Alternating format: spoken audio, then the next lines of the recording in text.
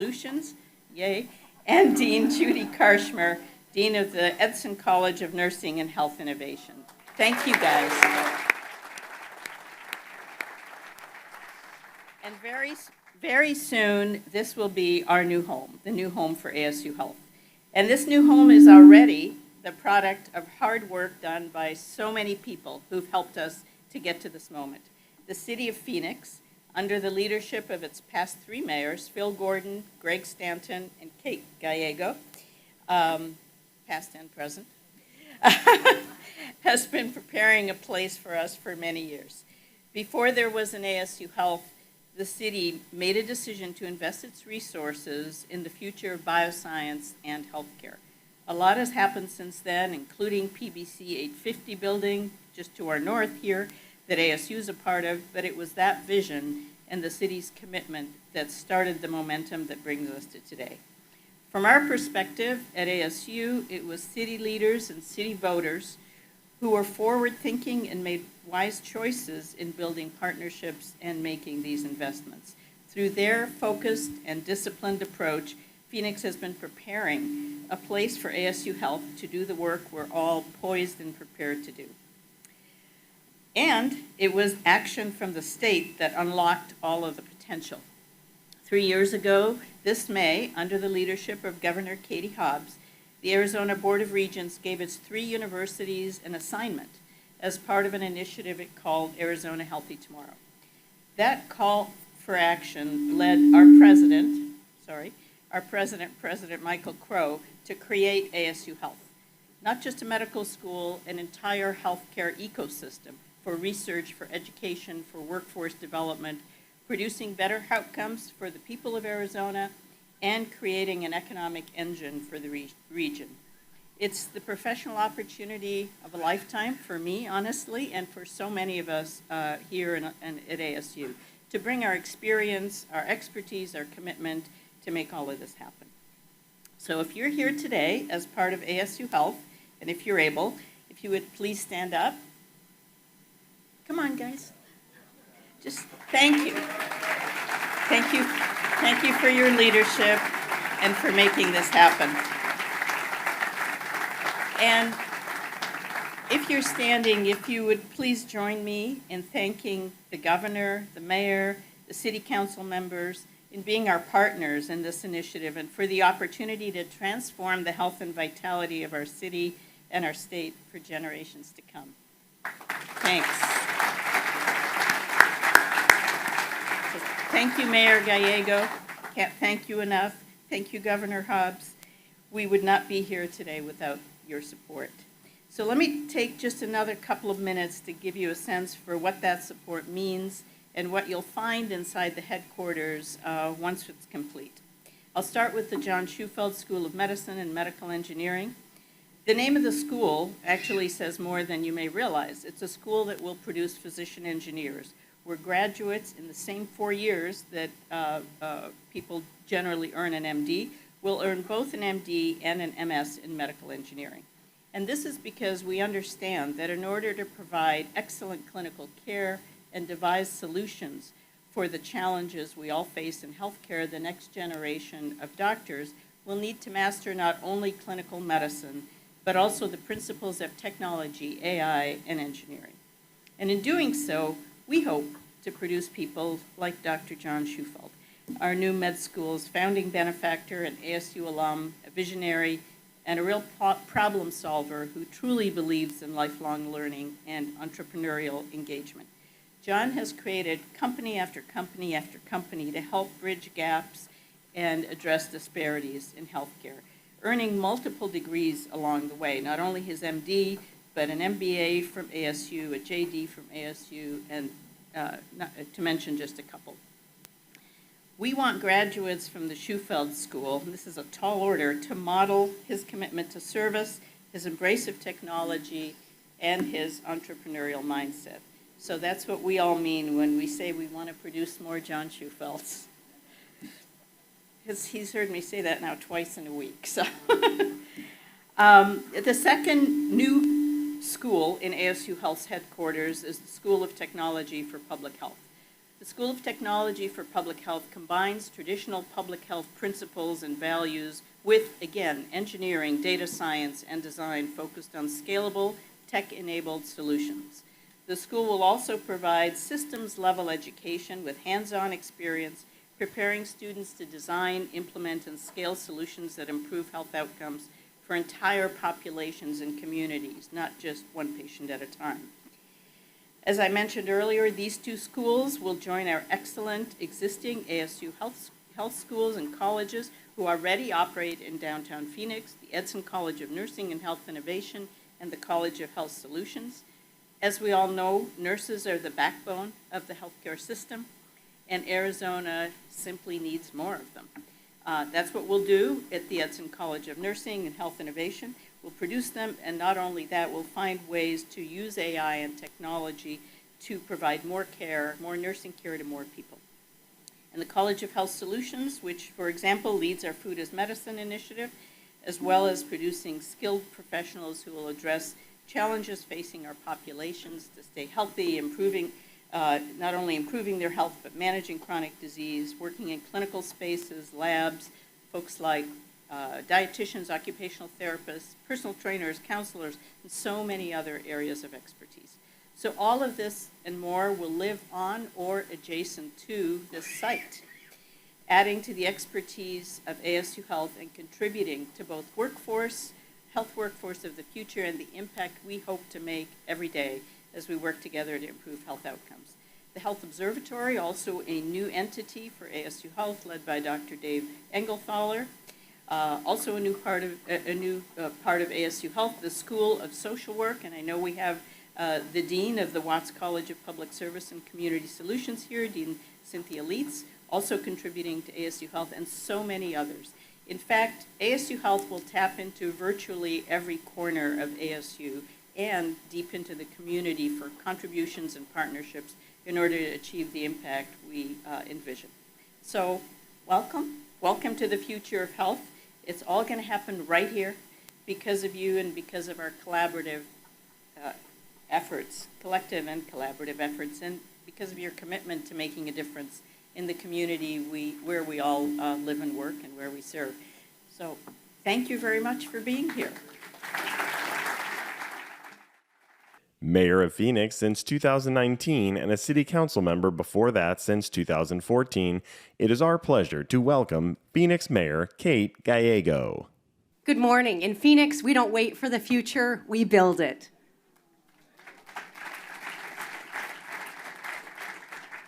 Today is more than a groundbreaking. It is a pivotal moment in the future of our history, our city, our health outcomes, and job markets. Phoenix has always been a city that builds opportunity, builds solutions, and increasingly builds what's next. And what's next right now is ASU Health. We're so excited for today's investment. ASU Health gets to learn from what other universities have done, their many mistakes and some successes, and build the medical investments of the future.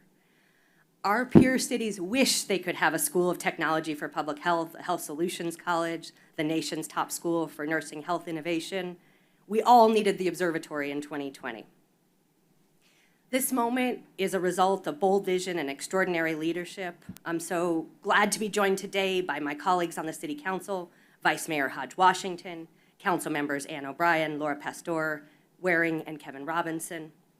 We're joined by our great city manager, Ed Zerker.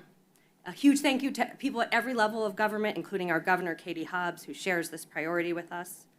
For us on the Phoenix City Council, it really is a big day. We voted unanimously 2 weeks ago to make the single largest investment in the bioscience sector in our city's history, $50 million.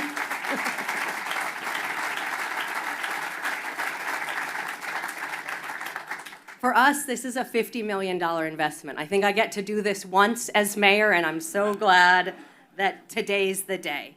It includes $12 million approved by our very bright voters who said, yes, we want to use our property tax to invest in ASU Health, chaired by the vice mayor.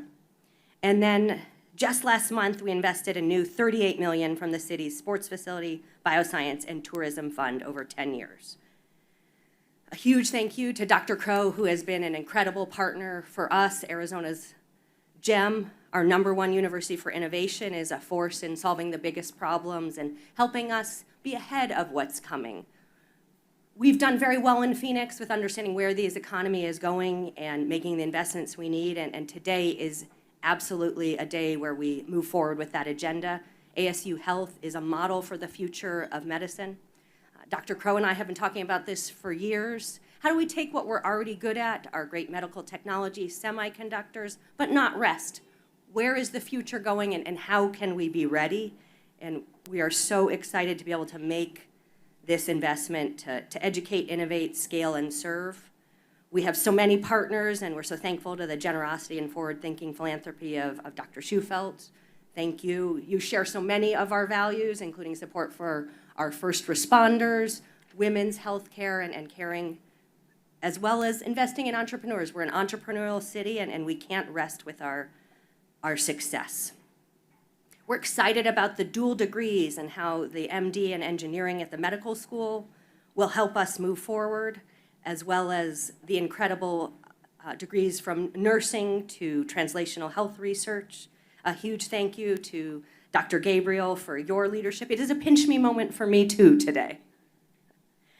To our partner deans, to Deans Listenby, Udell, Deans Karshmer, Pathak, and Dean Leitz as well.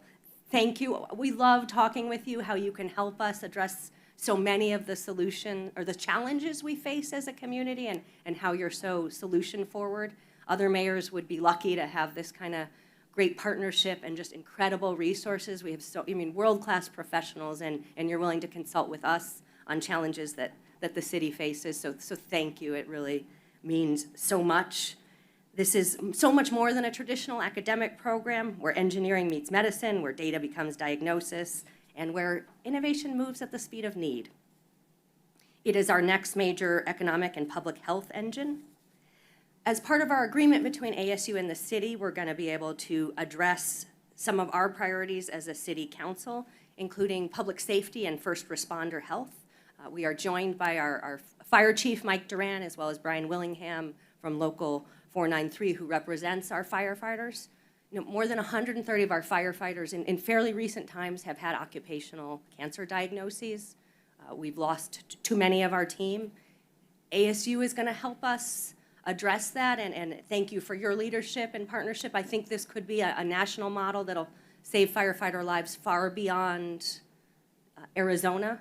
This is a priority as well that is a Board of Regents priority, one of the very key Board of Regents grants to help address occupational cancer and firefighters, and thank you for creating that important program. And maybe to thread the two, a lot of this program, Dr. Halyard and Kevin Robinson, we had a big Chinese food summit, sorry Dean Udell about the Chinese food, where we talked about how we could work together more closely, and it's so exciting to see this moving forward. The Regents have been really incredible partners for us, so Regents Goodyear, Duval, Brewster Stein, thank you for these investments. And a special thank you to Fred Duval. Arizona Healthy Tomorrow is reaching its promise. Today you did what you said you were going to do. Fred's father was the founding dean for the U of A Medical School, and how cool that your family legacy extends to today, and you could be with us as we bring this investment to the city of Phoenix. And with your two sons, maybe Yuma and Flagstaff could also get medical schools.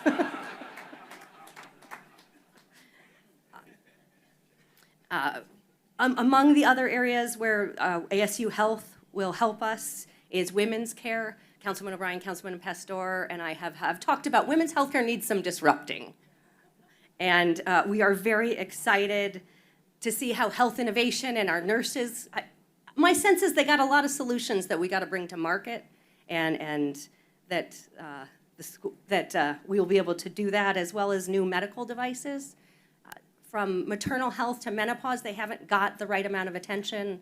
Dr. Crow and I have talked about so often when you're doing medical devices, it seems to be for 30-year-old men. And a lot of us have different challenges that are not 30-year-old men challenges.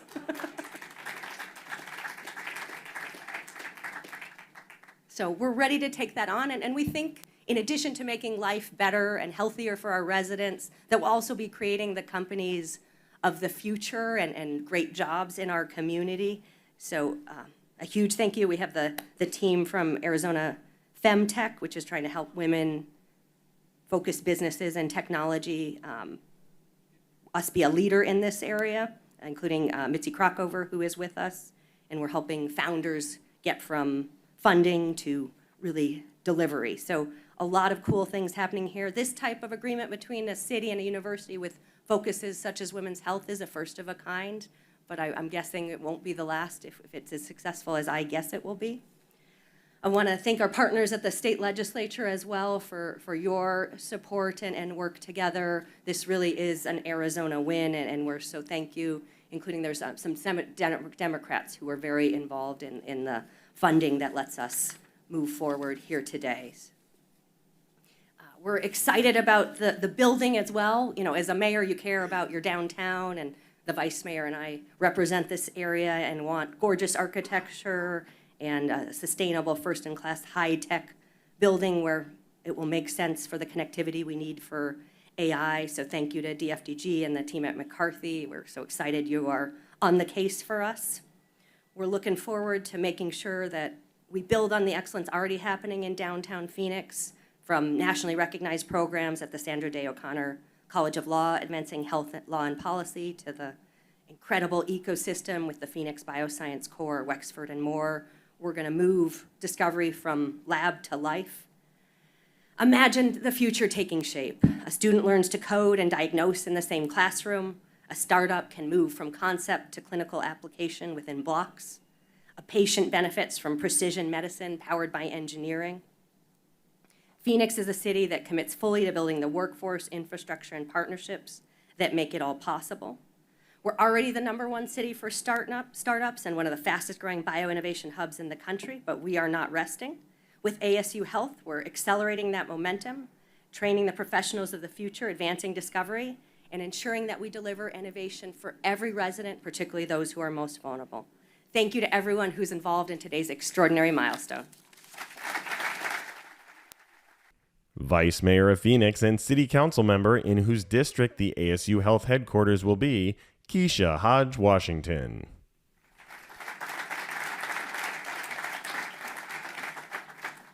Good morning. We can do better than that. Good morning.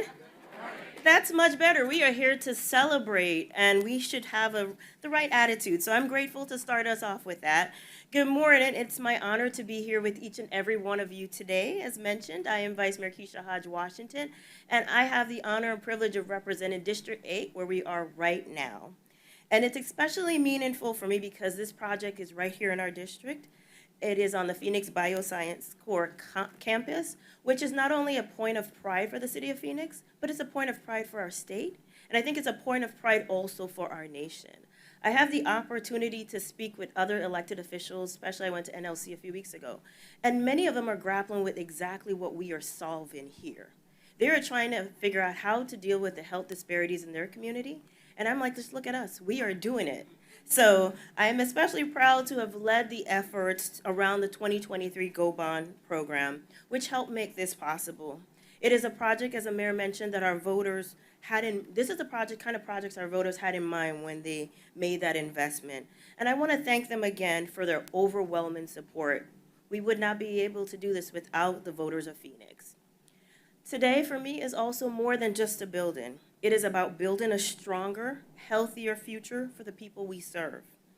These headquarters represent the full vision of ASU Health, a place where disciplines come together to solve real challenges in healthcare. This isn't just one school. It's a connected system designed to improve how we educate, innovate, and care for people.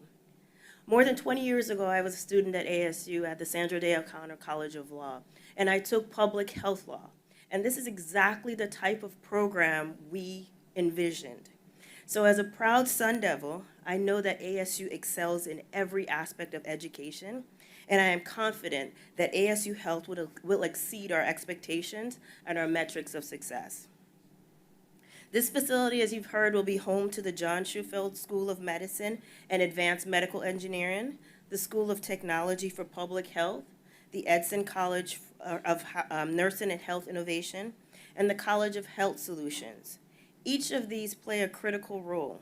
Together, they create something truly impactful for our communities to enhance the future of medicine, engineering, and public health. There's also an investment in people, creating opportunities, improving outcomes, and building a healthier, more resilient community. As part of this project, we will prepare a workforce that reflects the needs of our residents. We will increase access to workforce training. We will conduct cutting-edge research. We will create new pathways into high-quality careers in healthcare and biosciences. And we will build on the momentum of the Phoenix Bioscience Corps. I say we because this is a collective effort. And I am proud of the role that we have played in getting this project to this point. I'm excited to see what this means for the future of District 8 and the City of Phoenix. One of the benefits of following our very thorough mayor is I don't get to have to name as many people. But I, too, want to thank Governor Hobbs. I also want to thank Mayor Gallego for not only spearheading this, but giving me the opportunity to lead the Go Bond campaign. I want to thank, in her absence, Congresswoman Yasemin Ansari. I know her office is here. I also want to thank you, President Crow, for your vision and for all of the things that you have done to move our community forward. To the Arizona Board of Regents, thank you. Thank you for your leadership, your guidance, and your vision. And I want to say thank you to all of our partners who have helped make this vision a reality. So today we break ground. Tomorrow we deliver results for our community. And so I thank you and say congratulations again to everyone involved. And now, please welcome the 24th governor of the state of Arizona and a graduate of Arizona State University, where she earned a master's of social work, Katie Hobbs. Good morning, everyone. I am thrilled to join you all for this very exciting groundbreaking. As you heard from Dr. Gabriel, nearly 3 years ago, we launched AZ Healthy Tomorrow, the AZ Healthy Tomorrow initiative. This is a bold step forward to deliver quality healthcare to Arizonans across the state. And I have to thank the Regents for your leadership and vision in helping launch this initiative. It recognizes the healthcare workforce gap that we have. We knew that we needed to invest in attracting and retaining qualified professionals. And this is a solution that all 3 universities are playing a role in. President Crow, of course, was excited to jump in for ASU's part, and it makes sense for them to take on a role with innovation at its core. ASU Health, as you've already heard from speakers previous to me, has a bold vision to reinvent healthcare for the better by transforming healthcare delivery, embracing technology as a way to improve healthcare, and growing at a scale that will be impactful in improving healthcare access. I'm proud that we've been able to make multiple investments to support the AZ Healthy Tomorrow initiative and ASU Health. Most notably, in last year's budget, working to expand bonding capacity, which is a significant part of this building, and also a testament to what we can do when we work together to find solutions for Arizona. We have also invested state and federal funding to help support ASU Health. And while our budget is a little tighter this year, there is more work to be done in the future to support the ongoing operations of ASU Health, and I'm looking forward to working on that. Through the work of ASU Health, ASU is committed to making transformational change at scale to improve the health outcomes of Arizonans. And they're doing this through a number of initiatives, including a first for the state, a medical school focused on creating physicians who are specialists in medicine, engineering, technology, and humanities. ASU Health is also creating one of the first technology and public health schools in the nation that will train future public health practitioners in both technology and public health. They have a goal to triple the number of nurses educated by ASU and to attract more doctors into the state with upskilling opportunities. And they will help the state grow our capacity to close healthcare workforce gaps and bring quality healthcare to Arizonans across the state. My Workforce Cabinet and Talent Ready AZ initiative identified healthcare workforce as the state's largest workforce need, with more than 76,000 new workers needed by 2030. Our state agency partners are working to design strategies that meet this goal, but what's evident is that it will take all of us working together to meet this need, including our universities, community colleges, CTE programs, and our hospital and clinical partners. And we are so fortunate to have so many partners with us who share our dedication to making sure that Arizona is a healthier place. Every seat in this school is a patient who gets seen. Every diploma here is a workforce gap that gets a little bit smaller. Every investment we make today is a healthier Arizona tomorrow. Together, we are strengthening communities and helping more people realize the Arizona promise. Thank you to Dr. Crow, Dr. Gabriel, and the Board of Regents for your vision for ASU Health. Thank you also, Mayor Gallego and Vice Mayor Hodge-Washington, for your investment and partnership. ASU Health is poised to be a landmark in the Phoenix Bioscience Core, and I can't wait to see what is accomplished here. Thank you. The architect of the New American University and ASU Health, Arizona State University Regents Distinguished President, Michael M. Crow. Well, it's nice to see everyone here and have an opportunity to get this thing kicked off. Let me not just add to all the thank yous. I mean, we're here because we have leadership in Arizona.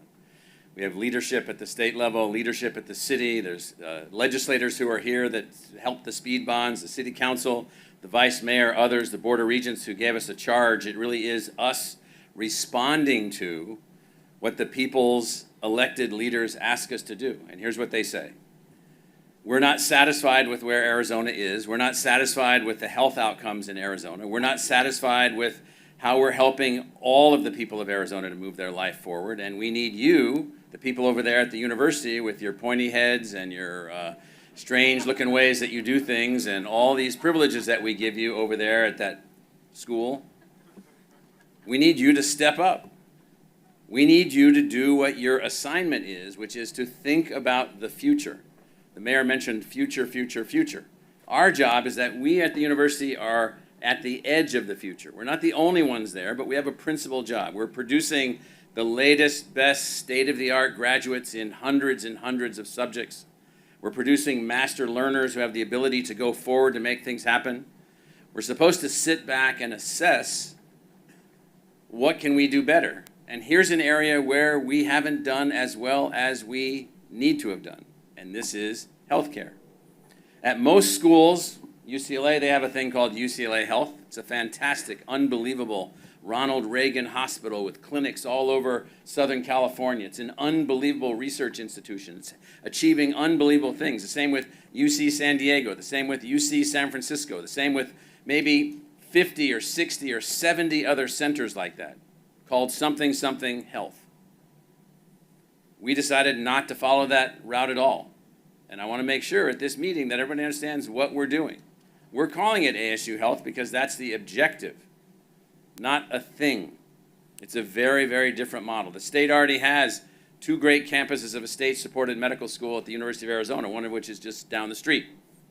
The state already has emerging, unbelievably fast-moving and innovative medical centers, hospitals throughout the community at every possible level. We already have all of these things.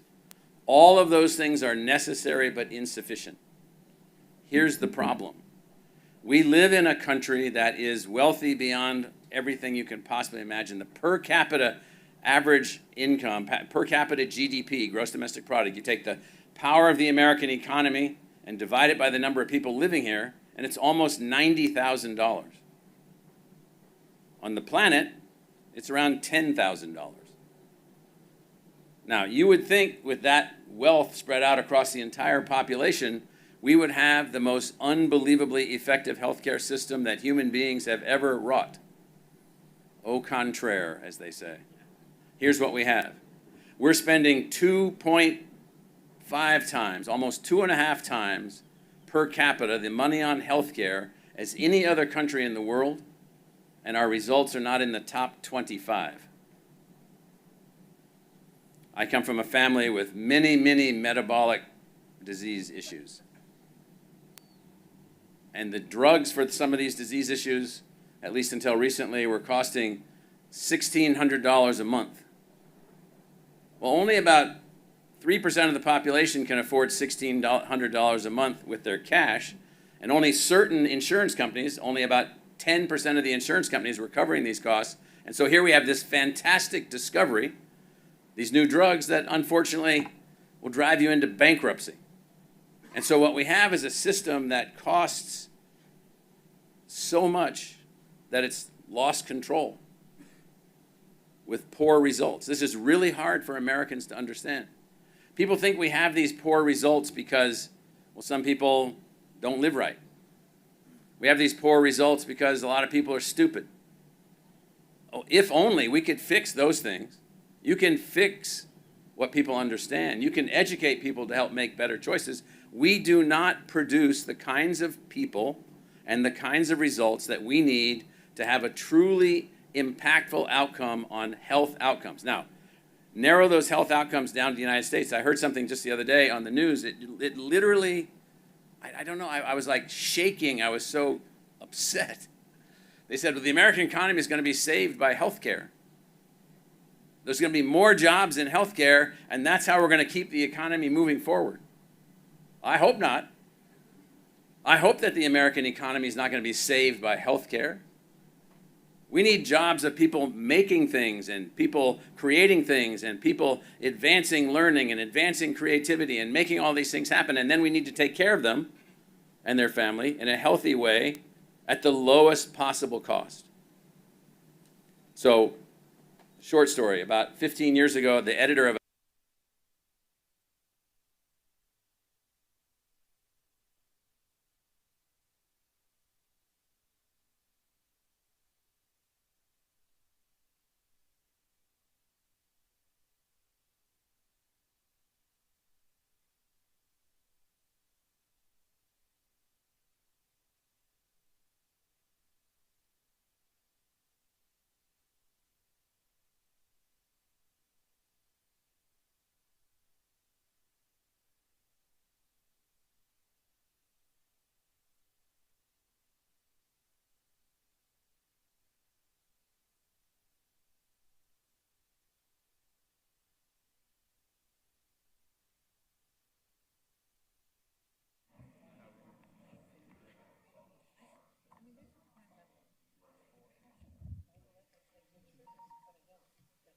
Good morning and welcome to the Economic Development and the Arts Subcommittee meeting on Wednesday, June 10th, 2026. I'd like to call the meeting to order.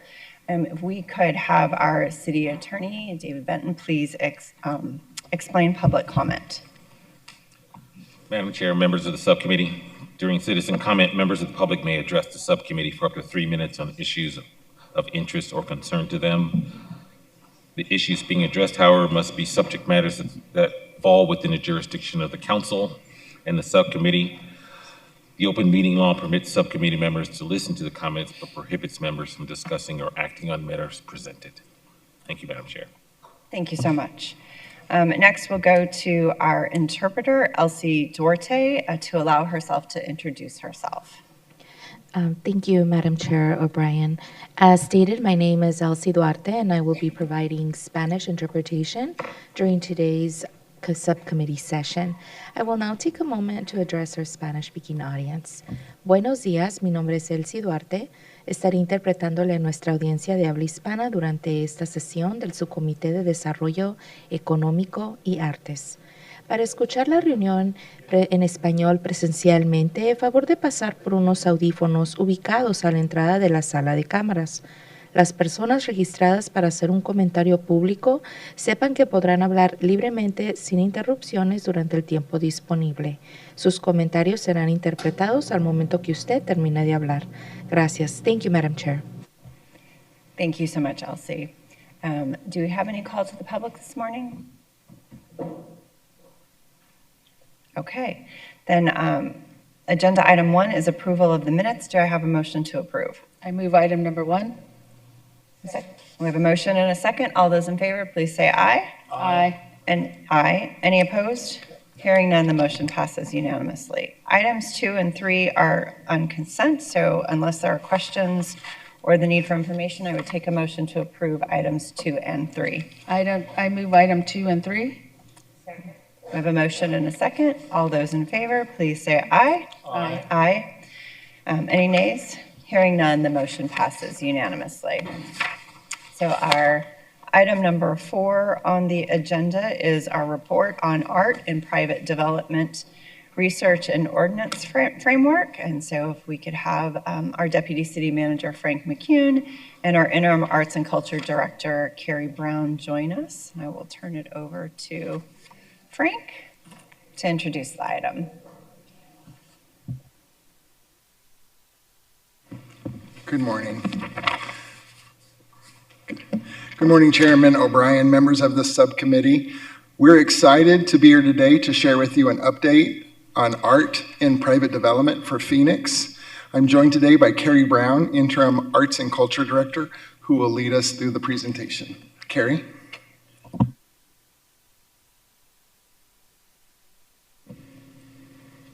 Thank you, Frank, and good morning, Chair O'Brien, members of the subcommittee. We're excited to be here today to share with you some additional information about art and private development. Before I get started, I also just wanted to note that we are joined online by Sarah Conley-Odenkirk, who's an attorney with Art Converge, who's been consulting on this work.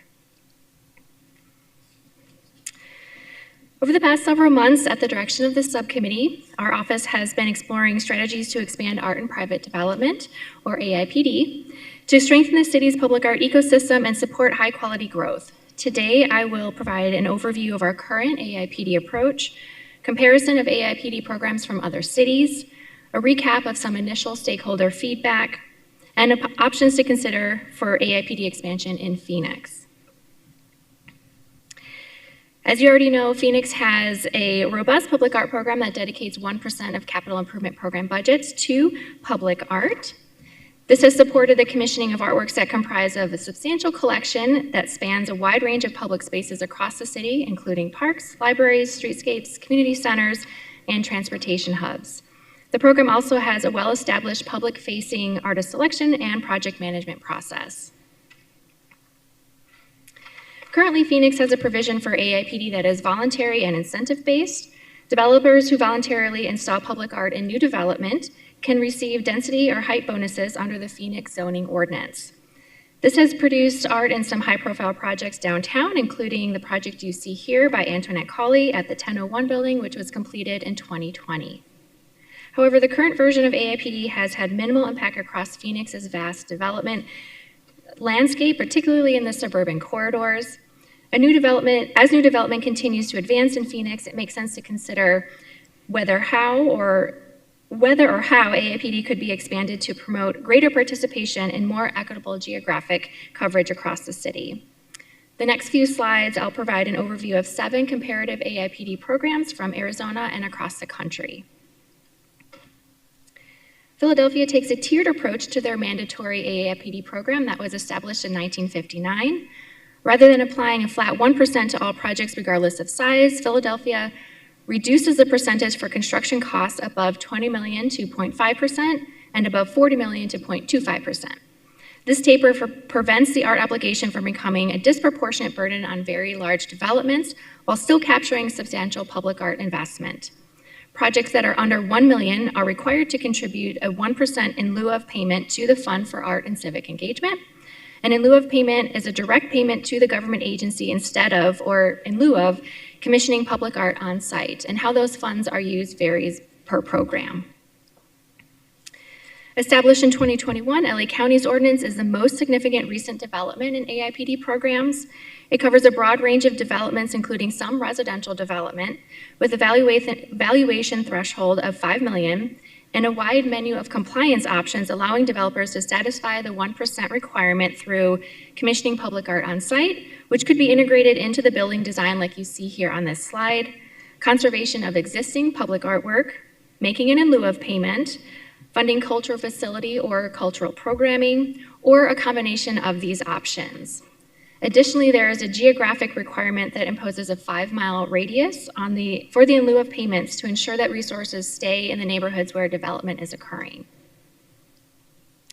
San Diego's AIPD ordinance, adopted in 2004, is often cited as one of the most well-designed programs in the US.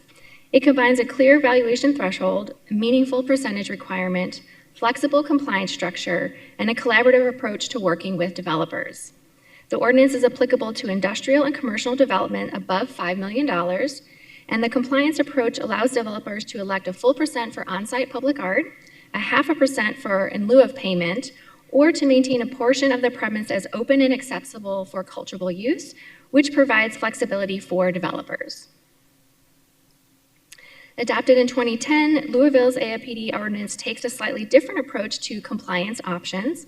Like other programs, developers can opt to make an in lieu of payment to the Public Space Art Fund, or they can set aside 10% of the building's footprint for outdoor amenities like public art, outdoor dining, water features, playground areas, and multi-purpose trails. The ordinance applies to commercial, industrial, and mixed-use developments over 100,000 square feet within designated districts. For non-industrial developments, the in lieu of payments are calculated at $5 per square foot, and for industrial developments, the payments are calculated at $10 per square foot. Three of Phoenix's closest regional peers, Scottsdale, Tempe, and Sedona, all have mandatory art and private development requirements, and all three have produced durable programs with meaningful community impact. The City of Scottsdale passed their ordinance in 1985. Any development zoned as a planned block development in the Old Town and Air Park areas allocates 1% of the building valuation towards public art.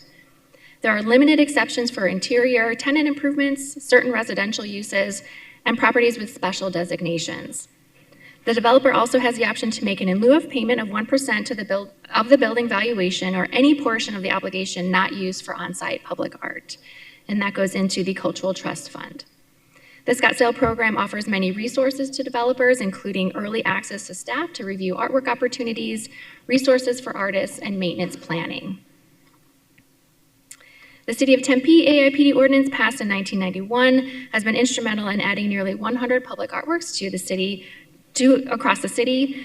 The ordinance is applicable to commercial developments over 50,000 square feet, and developers can commission on-site public artwork or make an in lieu of payment on a per square foot basis. And that goes into the city's municipal arts fund, and that fund can be used for public art projects, temporary installations, neighborhood arts initiatives, and arts programming throughout the city. The current payment rate is 58 cents per square foot. Since 1995, under Sedona's Land Development Code, commercial, lodging, and timeshare developments over 5,000 square feet must either incorporate public art on site or make an in lieu of payment to the city's Art and Public Places Fund on a per square foot contribution, which is currently 45 cents per square foot. The Land Development Code also provides that if any artwork placed on a development is removed or damaged, the owner or developer has to replace that artwork with another artwork equal to the removed or damaged artwork's fair market value, or make a payment to the city's Art and Public Places Fund. In addition to the outreach on comparative AIPD programs that we did, we also convened small group listening sessions with real estate developers and artists. While further stakeholder engagement will be needed before advancing this initiative, the preliminary feedback is helpful to consider as we start to build out a program framework. You can see here some of the themes we heard from a few real estate developers we met with, including Sharon Harper, Kyle Jardine, Trevor Barger, and Alyssa Lyons with Valley Partnership. They expressed wanting a predictable process and clear thresholds, flexible compliance options, clarity on maintenance and ownership, and limited administrative work to get through the process. Summarized here on this slide are the themes we heard from a select group of artists that we met with. Artists noted that the artwork should be publicly visible and accessible, that local artists should be supported when appropriate, allow for multiple types of projects and not just murals, and have resources and best practices for developers and artists to support a successful implementation of these projects. So to recap, there are many options available to Phoenix to consider for a more robust AIPD program, ranging from a limited program with high thresholds for commercial projects only, to a more comprehensive approach with lower thresholds and broad applicability with several paths to compliance for developers. Initial legal considerations include a case in Oakland, California, where the 1% for on-site public art and the 0.5% in lieu of payment structure survived the Building Industries Association challenge to the City of Oakland's ordinance and is also consistent with San Diego's well-established program. Additionally, given recent case law, we may consider commissioning a nexus study before formally proposing an ordinance. An ordinance would need to demonstrate a central nexus between new development and the public art requirement. The study would document the relationship between commercial development and the demand for public art and cultural amenities. the connection between public art and the legitimate governmental interests the ordinance would serve, like aesthetics, community vitality, property value enhancement, quality of life, and economic development, and the proportionality between the requirement and the scale of the development. So, given the program comparisons, the initial review of legal precedent, and the preliminary stakeholder feedback we received, we believe these are the key elements for Phoenix to consider. First, is the ordinance mandatory? A mandatory ordinance could encourage broader participation across the city. Second, what types of projects would qualify under the ordinance? Common applicability includes commercial and mixed-use developments. Third, what is the budgetary threshold for the ordinance to be triggered? As you saw, $5 million in building permit valuation is a common threshold. However, a tiered approach would be worth investigating. And lastly, offering flexible options for compliance that could include an on-site public art of 1% of building valuation, and in lieu of payment of 0.5 or 1%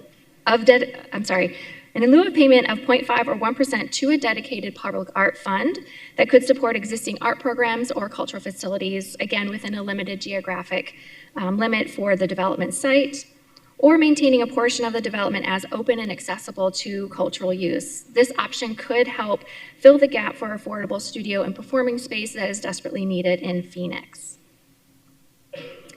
Based on our work to date and our proposed next steps, we are proposing to refine a program framework based on your guidance, gathering more stakeholder input, and coordinating with the law department to review potential ordinance language.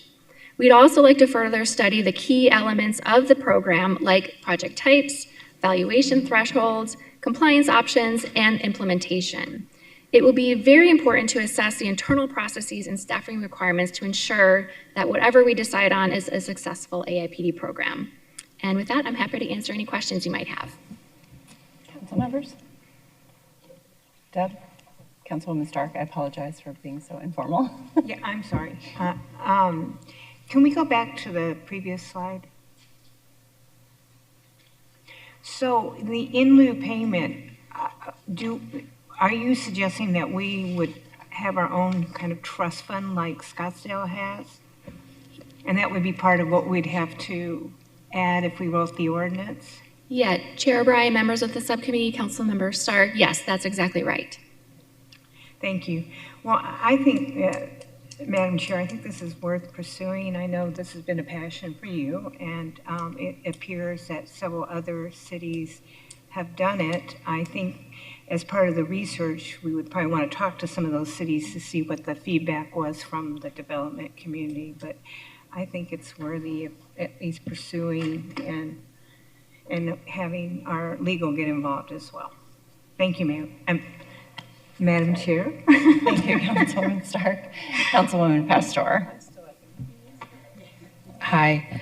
I think this is a great opportunity to explore and look at. My question is when I am working with development, we have, at least I have experience with development and commercial and mixed use that they are willing to do artwork. And so my question is, does this now come into play, or am I still have the ability to discuss and say, the community would like to see this? Or is this now coming in and we won't be able to have that dialogue or discussion? Chair O'Brien, members of the subcommittee, Councilwoman Pastor, we absolutely would not want to put up any roadblocks to those conversations. So those conversations could still happen. The ordinance that we have right now is voluntary and incentive-based. And so we are seeing some projects happening right now. One of the things we heard from our conversation with developers is, again, wanting to break down those barriers so that it is easier to incorporate art, because you're right, there are a number of developers that want to do that. And so that's sort of step number one to ensure that those conversations continue to happen. And as we're talking about an actual ordinance, that the processes in place right now allow for those projects to happen. Okay, because then it becomes mandatory, correct? Potentially, yes. Okay, and I guess I'm just going because I'm thinking of the future. of it becoming mandatory, but also they could say, you know what, I just want to put 10,000 into the trust, where I would like to see an actual piece of art or something, mural or something done on the project. So how does that work? Councilmember Pastor, again, that comes into the details that we put into our program. We did hear from the initial group that we talked to about wanting to have a lot of different options.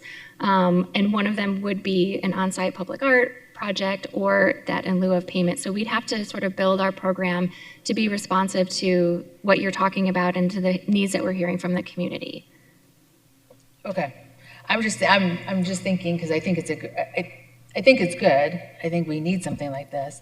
I'm just thinking through all the different possibilities of when I am working on a project and community is saying we want a community benefit, and then the ordinance comes into play and they say we're just going to put it in here into the trust, and there's no community benefit on the project. So that's, I think legally we have to think that through. And Councilwoman Pastor, one thing I would add to that is that's one thing that we could look at for how we want to spend those funds in the trust that would come in. And one of the things we saw is that some programs do have geographical limits. So if it's not exactly on the site, it would need to be spent around the development in that neighborhood. So that's something we could look at too. Thank you. Thank you for your questions, and we always want to avoid pitfalls, so to speak, unintended consequences. I appreciate the work. Can you help to explain the thought process behind San Diego has the 1% and 0.5% in lieu of, Scottsdale does 1% and 1%, which seems more reasonable to me. Why would you bring forward the 1% and 0.5%? Chair O'Brien, members of the subcommittee, we were looking at kind of trends across programs, and I mentioned that legal precedent in Oakland, so we were looking at the 0.5%, but it's definitely a point of negotiation. It doesn't have to be 0.5%.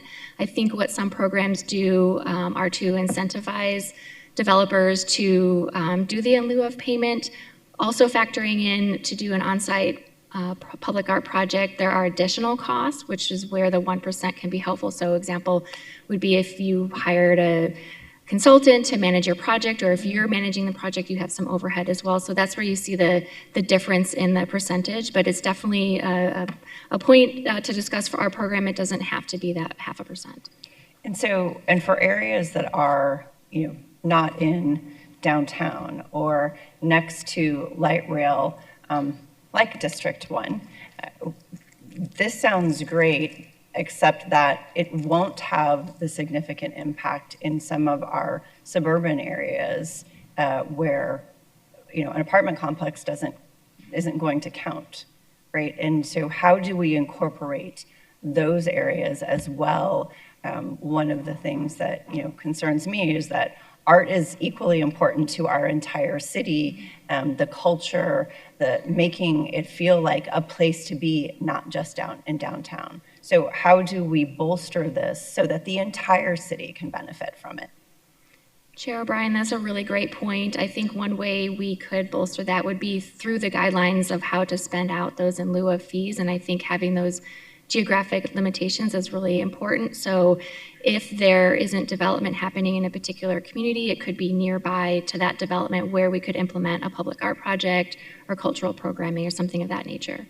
Well, and what about the development, though, that is occurring you've excluded residential completely from that, and large project, and I'm not talking about, 10 or 20 townhomes, right? But we're talking about large projects that can be coming with the master developments that excludes this from that. Chair O'Brien, again, another great point, and I think that's another thing to consider in terms of where we put those guardrails on what is eligible. I think we did see a handful of projects that would include development like that, and so that's something that we could look at and would definitely be willing to include that. I think when you start talking about those larger developments, the need is much larger than some, say, like a smaller residential development, and that goes beyond the mixed-use developments as well. Okay. And I know you said that Sarah Conley Odenkirk is on virtually with us. She's the attorney with Art Converge. She's our Bloomberg consultant. So I should have said if there are technical questions that anybody had, she's here and available, but I'm seeing shaking heads. So we do appreciate, Sarah, that you are with us today. Thank you for your time. Thank you for this presentation. I think that from the comments, we'd like to see it pursued and more work done, and for you to bring us an update. I guess the question is, how soon could we expect to see an update? Chair O'Brien, we'd really like to spend some time doing some additional outreach, and some of that is already in the works. So we want a bit of time to get that done. Also conduct some additional research and address some of the questions that you all brought up today. So I think maybe 4 or 5 months, we could come back, if that sounds reasonable to you all. That would give us some time to have those conversations and collect some additional information. Great, that would be awesome. Appreciate that very much. Thank you for the presentation. Thank you again, Sarah, for joining us. Our next, I think we're good. Thank you. Our next item is the 2026 NCAA Women's Final Four post update. For that report, we have Jerry Harper, our Phoenix Convention Center Director, and Eric George, our Major Events Administrator, joining us. Thank you so much for being with us this morning. We look forward to hearing about all the great things that I have public comment. I am so sorry, Katrina. Item 4. I inevitably do this every once in a while. Please, Katrina Kaler is here to talk about item number 4. My deepest apologies, ma'am.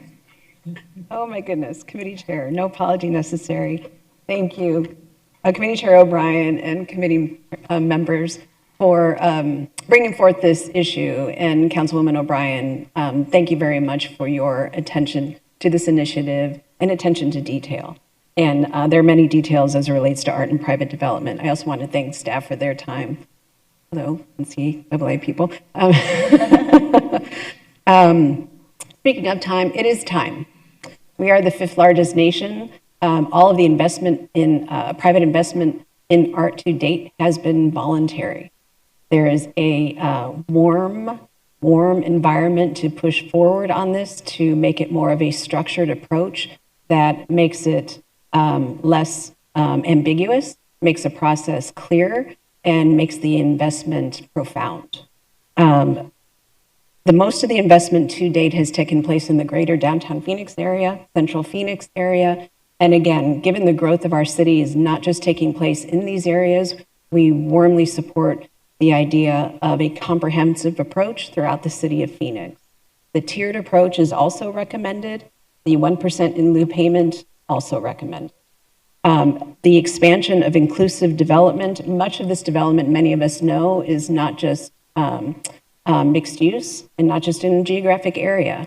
I do support the idea of expanding that look, looking at other types of development, especially since so much of the development is residential. And as you talk to residential developers, many of them are interested in this conversation already because it brings an additional amenity to those who are moving into these projects. So this is, I think that would be warmly received. Finally, I also represent, I should introduce myself. Oh, this is a non-traditional comment, isn't it? I am the president and CEO of ArtLink. We are a 501c3 nonprofit focused on connecting artists, business, and community. I would say IPD is a beautiful, high-profile way to do this as a city. I also am the chair of the Arts, Culture, Public Life Committee of Phoenix Community Alliance. A subcommittee of ACPL has been focused on this for many years, engaged in the Planning and Development Department to engage in the update of the Chapter 12 text amendment of the Downtown Building Code. Through that experience and those conversations, there's a lot of data and a lot of reason to push forward on this initiative and make it as comprehensive, powerful, adaptable, and empathetic to the developer community as possible. But thank you for your time. I appreciate that. Thank you again, Katrina, for your remarks as well as all the work you do in our city for arts and culture. It's very greatly appreciated, and thank you for your patience with me this morning. All right, now we will go to the NCAA Women's Final Four post update and all the great things that came from that investment and event. Okay, thank you, Madam Chair. Members of the subcommittee, we appreciate the opportunity to come and speak about one of our more recent successes, not just with the Phoenix Convention Center, but with the city of Phoenix as a whole, and that was the 2026 NCAA Women's Final Four.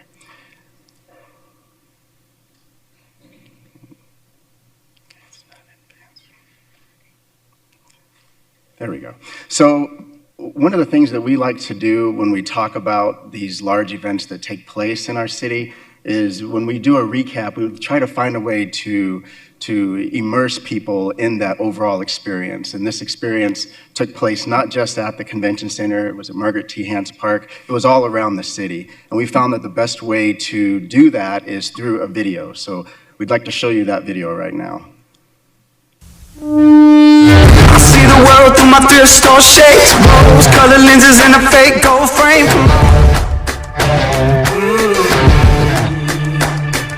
Playing old rock songs on an air guitar, posing for your picture like a superstar. Yeah, come on. And if you're wondering why I move the way I do, I just feel so good, good, good. Oh, I just feel so good, good, good. Oh, I just feel so good, good, good.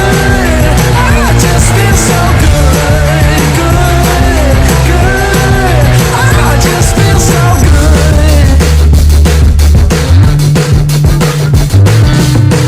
If you feel it, just dance along. Keep the feeling going on and on. If you feel it, just dance along, dance along, dance along. Yeah. If you feel it, just dance along. Got to keep the feeling going on and on. Yeah. If you feel it, just dance along, dance along. Oh, it just feels so good.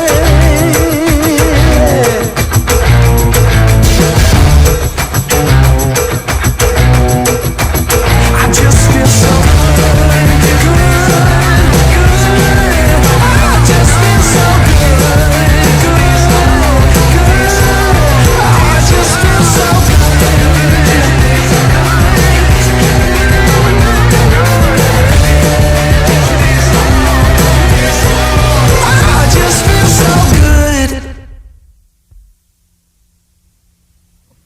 So joining me at the table today is Eric George, the city's major events administrator, and I'd like to turn it over to Eric to continue the presentation.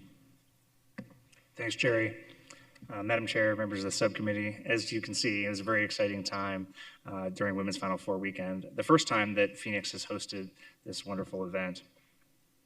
As we dive into some of the numbers, I just want to share some of the superlatives and some of the really exceptional remarks that we got in regards to this event.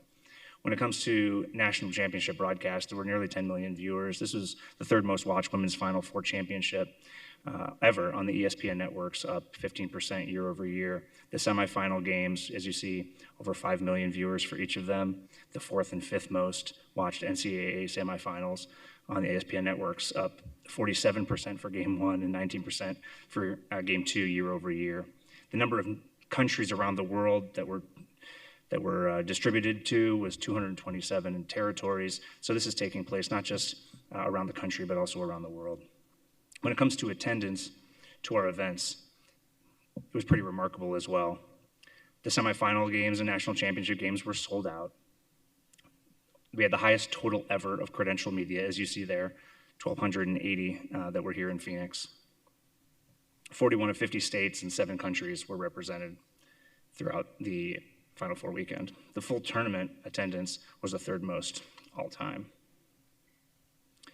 As we look to those community events that you saw in the video, I just want to highlight some of those numbers that you saw because they are notable. The bounce event achieved max capacity. It was a wonderful event and very well attended. The Tourneytown event at the convention center had its highest overall attendance since 2015, and that 25,610 number. The concert was a record attendance for the Women's Final Four, reached max capacity. The For It All Fest, which used to be called Party on the Plaza, it was the first time it's been rebranded as this, was a record attendance number and over 35,000 attendees visiting that. And the number of minutes read for the Read to the Final Four third grade literacy program that started back in 2016 saw record numbers, thanks in no small part to our partners with the Arizona Sports and Events Alliance, who are here with us represented today. As we look towards some of the other events that took place throughout the city during Women's Final Four weekend, the Women's Basketball Coaches Association had their convention that travels as part of the Women's Final Four activities. So about 2,500 coaches from the women's basketball community around the country were here in Phoenix for education, networking, and learning in their industry. So they had their coaches convention to conduct some business while they were here as well. In terms of community project, the legacy project that took place at the Washington Activity Center was a key takeaway that the NCAA leaves as a mark when they visit any destination. Washington Activity Center, among other things, got a refurbished indoor and outdoor basketball court, a literacy lounge, a computer lab, an esports lounge, and a mural by local artist Martin Moreno, pictured in the lower left of that slide. Really exceptional upgrade to that community center that will be enjoyed by many people throughout the community. In terms of other city services and notable items from the event, Valley Metro saw 139,000 riders throughout the Final Four weekend, marking a 19% overall ridership increase and a 65% surge in the downtown Phoenix stations as they supported the downtown Phoenix events. City of Phoenix buses were also on standby to support as needed. Were not necessary to be utilized to provide supplemental services. When we talked about our airport and the aviation contributions, the number of passengers that traveled through TSA checkpoints was 256,000. Total bags checked by TSA over 116,000, yet the average checkpoint wait time, 5.5 minutes. Total ride shares from the airport were over 60,000. SkyTrain was ridden by over 207,000 passengers. Nearly 27,000 rental cars were picked up from the rental car center at Sky Harbor. Lots of other activations and fun activities, as you can see in the photos, took place at the airport, welcoming visitors for the Final Four. When we talk about the environmental impact of large events, we often work collaboratively to minimize the impact to the environment. Material recovery is one of the chief objectives. We were able to avoid an estimated 38.1 metric tons of carbon emissions. Solid waste diversion rate was 83.15%. That's 9.5 tons of total collected material that were diverted from the landfill. Additionally, the convention center purchased 430,000 kilowatts of renewable energy to power the Final Four Tourneytown and For It All Fest events. Using the EPA's equivalences calculator, that's equivalent to 248 metric tons of CO2 emissions. That's enough to provide energy use to 34 homes for a year. In terms of community outreach, there were a lot of efforts undertaken by a lot of different folks to make sure that the community was aware of the events and the opportunities that the events presented. We worked with Downtown Phoenix, Inc. and the Community and Economic Development Department to conduct roadshow presentations. 13 different neighborhood organizations and community organizations were engaged. There were hundreds of people that attended those meetings. Stakeholder open house was taking place, again with Downtown Phoenix, Inc. This took place at the arena to kind of tell the story of all things that were taking place around the Women's Final Four activities. There were business permitting workshops to let small business owners know how to further activate their businesses for these special events. Postcard mailers were sent out to those residences and businesses around Hans Park, around Heritage Square, and direct canvassing of those areas as well to reach out to those businesses and residences to make sure they knew what to expect as the events came to their communities. Another key partner in telling the story was the communications department. Marketing and communication plays a tremendous role in getting the word out when we bring these big events to our destination. There were 500 plus original posts from city accounts, had nearly 2.5 million impressions and 63,000 engagements on social media. 50 different collaborative posts from partner organizations, 2 million views, 75,000 interactions there. Information was disseminated in newsletters through our water bill, through the Pay at Your Service, from the library department, from PHX Connect newsletter that goes to internal city departments. This work group did a lot of work to align across so many different stakeholders, from aviation department to Valley Metro to Player 15 Group, who manages the arena, the Arizona Diamondbacks, who happen to have games at the same time this weekend, Downtown Phoenix Inc., Visit Phoenix, and so many more. So lastly, before I close today, I just want to give a massive thank you to so many different parties across the city and our partner organizations that helped support all the Women's Final Four events. We had 10 different working groups from across the city that did a lot of work for the last year to help make this event successful. So hopefully that information was helpful. I'd like to now pass it back to Jerry. Okay, so members of the subcommittee, this was a very well-attended event. One of the things, if I remember right, Eric George told me a story about the Super Saturday concert, that you saw the total number of people that were there. We even had a woman go into labor, which I think really speaks to the fact that people were trying so hard to be a part of these events. Even babies tried to arrive a little bit early to participate in the activities. But you know, we're really excited when we have an opportunity to host these events, and we really enjoy getting our group together, and we're looking forward to getting that group together again as we welcome the NBA All-Star Game this February. But while the team has been very successful, I have to make sure that everyone understands that we would not have been successful without the support and the guidance from mayor and council. And we look forward to continuing that relationship as we move forward with future major events in the next coming years. So with that, we'd be happy to answer any questions. Councilman Robinson. Thank you, Madam Chair. And Eric and Jerry, both congratulations. It's great work. But what takeaways? I mean, you have what, another 7 months to go before we have to deal with the NBA All-Star Game.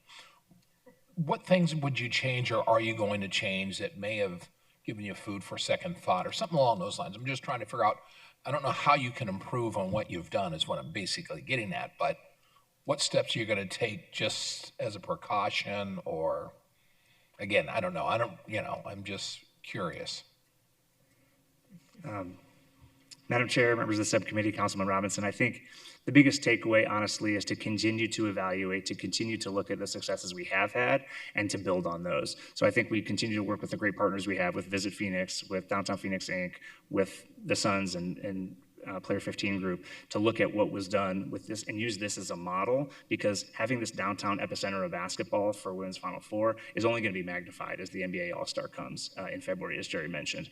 So I don't know if there's any specific actionable things that we might change, but I think there will be things that we will continue to build upon as we grow, because this event will be even larger, I suspect. Yeah. Okay. Thank you very much. And again, congratulations. Great work. I know everybody that was there enjoyed it, so good job. Thank you, Madam Chair. Thank you for the time. Thank you, Councilman Robinson. Councilwoman Pastor. Thank you, Madam Chair. I would say one area that we need to look at is the concert. So many people were excited to go to the concert that it was overflowing. And I'm not sure how we would manage that, because we want the excitement. But when I went down there, I got there to the point where you couldn't enter. And then people were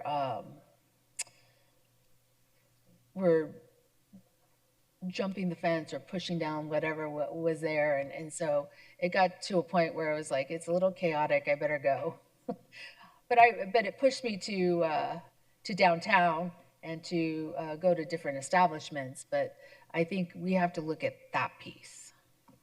Yeah, Madam Chair, members of the subcommittee, Councilwoman Pastor. Yeah, great point. Thank you for bringing that up. The truth is the popularity of that concert exceeded expectations.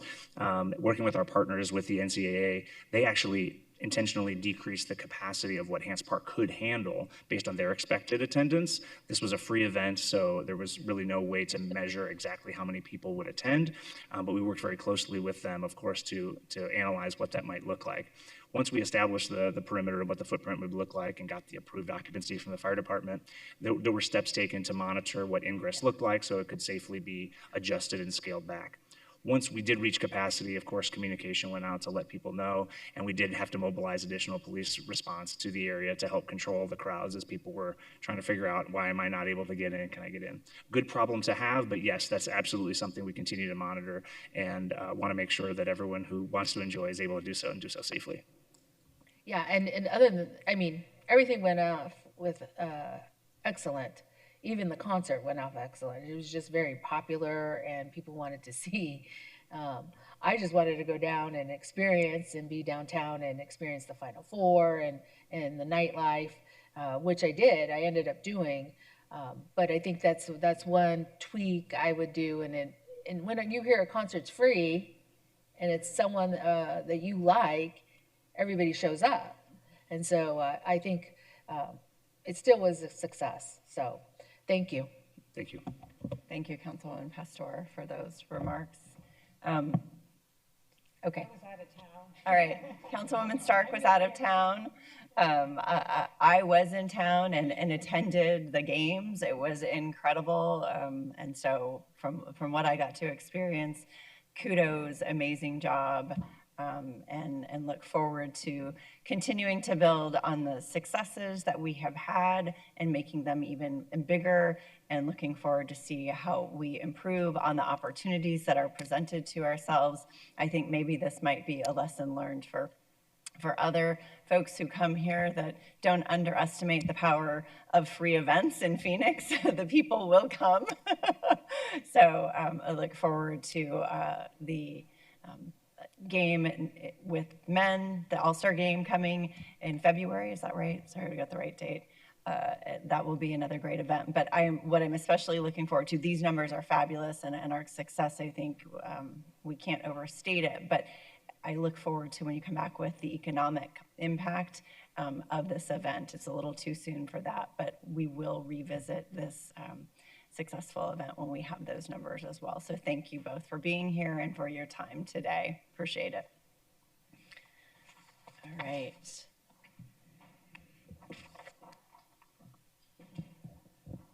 And our next item on the agenda is part 5 of our Phoenix Economic Overview, and update, building a stronger regional workforce. And for this, we have a great cast of folks from across Phoenix and the region. So I'm going to introduce Brian Toohill, who is our Community and Economic Development Director, as well as Lisetta Hogans, who is our Deputy Community and Economic Development Director. And then I'm going to turn it over to Ryan to introduce the folks at the table. But just want to thank you all ahead of time so much for taking time to be here with us today and talk about this very important topic. Thank you, Madam Chair, members of the subcommittee. When we saw Jerry's video in rehearsal, we felt like we had to compete, so we brought overwhelming numbers today to talk to you. Today, as you just mentioned, Madam Chair, we're presenting part 5 of our ongoing series on the Phoenix economy. And in part 5, we're going to start with a overview of the Phoenix's and the regional workforce system. We're going to highlight partners who are here in our community playing a critical role to educate and train workers of the future. And finally, we'll discuss some of the factors influencing our workforce overall. The city's business and workforce board and our staff, many of whom are here in attendance today, are really at the center of our workforce development system. As you mentioned, I'm joined by Lisetta Hogans, our Deputy Director for Workforce Development at CED. And additionally, we have Matthew Rich, Director of Operations from Nautilus Systems, Inc. We have Jarrett Guy, Assistant Superintendent, Teaching, Learning, and Campus Operations at WestMec. Julie Rodriguez, Director of Program Research and Development at WestMec. Pearl Chang Esau, CEO of TechSmart. and Whitney Marsh, Associate Vice President and Executive Director at ASU Helios Decision Center. You'll be hearing from our panel today, and with that, I will turn it over to Lisetta so we can get underway. Thank you so much, Ryan. It's a pleasure to be here with all of you, Chairwoman and members of the subcommittee. To kick us off about Workforce Week, I don't think we can start this conversation without first talking about our labor. To understand our opportunities and challenges. Phoenix continues to experience low unemployment, around 3.8%, and our labor force is strong and growing with, as you can see, over 3 million people. As one of the fastest growing major cities in the country, we're seeing rapid population increases in a tight labor market. This means that both employers and job seekers need strong workforce systems that can adapt.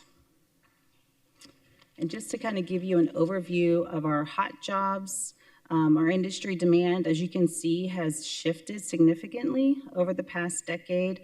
Previously, many in-demand jobs were in extraction and traditional industrial trades. Today, the largest hiring needs are in industries like healthcare and software development.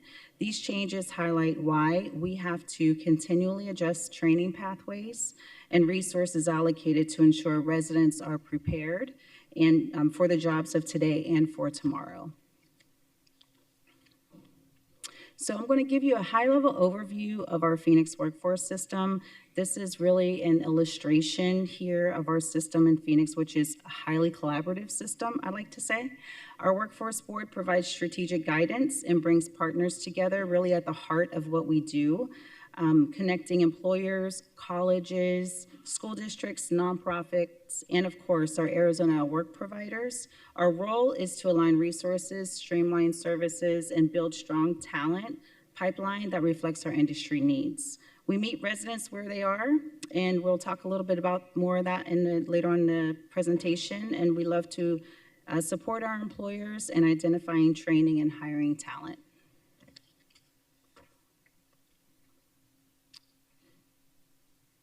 So the way that the board has started doing this is through their community of practice. This is something that they adopted over the last 3 years of their strategic plan. The community of practice is really there to convene our workforce service providers, our education partners, as well as our employer partners.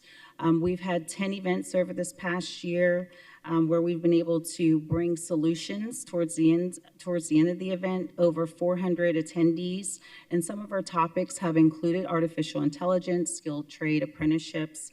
Employers really share their real-time needs during this time, and our solutioning sessions help translate that information into actionable improvements. We've already collaborated with GCU as an AI-focused series. They had provided some training to some of our workforce providers. On a regional and national collaboration, our effectiveness grows whenever we collaborate beyond Phoenix. So we do partner very closely with our Maricopa and Pinal County workforce development boards. Really focusing on our central region here. This is a way for us to streamline business services and also coordinate our employer support across the region. At the national level, I get the pleasure of serving as your representative on the U.S. Conference of Mayors Workforce Development Council. This is really where I'm able to bring best practices back to Phoenix and how we develop and do workforce services. And it really helps us to be innovative also while we're looking at elevating our work nationally. All of you are probably familiar with our Arizona Work Job Centers. If you've never had the opportunity to visit, we'd love to take you. We have 2 comprehensive job centers, one in Maryville and one in South Phoenix. Our services there include job center support, career counseling, workshops, and coordinated services with other WIOA-funded partners like Veteran Services and Vocational Rehabilitation, who focuses on serving populations that have disabilities. This year is unique as we transition to the International Rescue Committee, IRC, becoming our one-stop operator, and services have also expanded into libraries to stay connected to residents. Through March, more than 51,000 residents have been served in Phoenix. Just to give you a little bit more of an overview of our provided services that are funded under our Workforce Innovation Opportunity Act, or WIOA. These services are to support adults, laid-off workers, as well as youth. For adults, the Human Services Department's Workforce Division provides training, assessment, counseling, and job search assistance. For youth, Jewish Family Children's Services and Neighborhood Ministries provide work experience, leadership development, financial literacy, and help competing high school.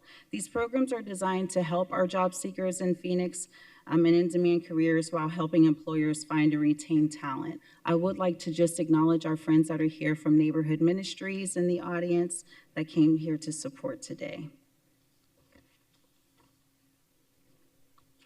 How we are supporting our Phoenix employers. We do this by providing them consistent labor market information. We want to make sure that this is kept up to date for them as they're coming into our community. Our division also works with them on developing customized recruitment strategies. You're going to hear a little bit about that from our Nautilus partner here. And then also we are an apprenticeship sponsor for the advanced manufacturing industry. Employers are able to recruit and retain job seekers in Phoenix when we have those programs in place. And when layoffs are unavoidable, we also offer rapid response services. We have a rapid response team in our business services model that helps both the businesses and the workers. And then lastly, our work-based learning support, like incumbent worker training and on-the-job training. Those tools help employers upskill their workforce and avoid layoff. And next, I'm going to turn it over to our partner here, Matthew Rich, who is with Nautilus Systems, to share a little bit more about how he took advantage of our program. Thanks, Lisa. Madam Chair, subcommittee members, my name is Matt Rich. I'm the Director of Operations for Nautilus Systems. Nautilus Systems is a small automation equipment manufacturer in North Phoenix. We've been blessed to participate in the IWT training funding a couple of times. We were introduced to that program through AZMEP, and those trainings were definitely a benefit and very much appreciated by our employees. As you can see, our trainings fell into three different categories: employee and technical skills. That ranged from soldering to software security. Helped us improve our design for manufacturing and reduce solder defects. Our lean and quality trainings ranged from setup reduction to green belt certification. We have our own machine shop. That setup reduction has helped us to avoid cost of over $100,000, and our green belt projects helped us save over $45,000. We're also able to train and coach our extended leadership team in DISC and coaching and how to properly delegate. Nautilus continues to benefit from a less than 4% voluntary turnover rate, which we're very proud of and we like to maintain, and this program helped do that. So it would have been very difficult for a company of our size to accomplish training like this for our employees without the IWT funding. So thank you very much for making it available to companies like ours, like Nautilus. So thank you. Thank you so much, Matt. So we're going to jump into how we are using innovation as a part of workforce. So Phoenix is also investing in our Summer Youth Rise. We could not do that without the help and support of our council. Thank you so much for that. Our Summer Youth Rise program is a paid work experience for our young people and introduces them to career possibilities. Elevate Ed is a partnership that we have also provided through the support of our council with Greater Phoenix Chamber Foundation. It connects employers in high schools to build awareness on high demand career pathways early. We'd also like to, I also want to share, before I jump to industry skills, I want to acknowledge the Parks Foundation and JP Morgan Chase, because without their assistance, we would not be able to receive the contributions that we do receive from JP Morgan Chase to also help support the Phoenix Rise program. In our new industry skills grant, which is a grant that came down from the federal government to the states, we were asked to be a partner with the state of Arizona on this grant. This grant is going to help us upskill workers in advanced manufacturing over the next 3 years.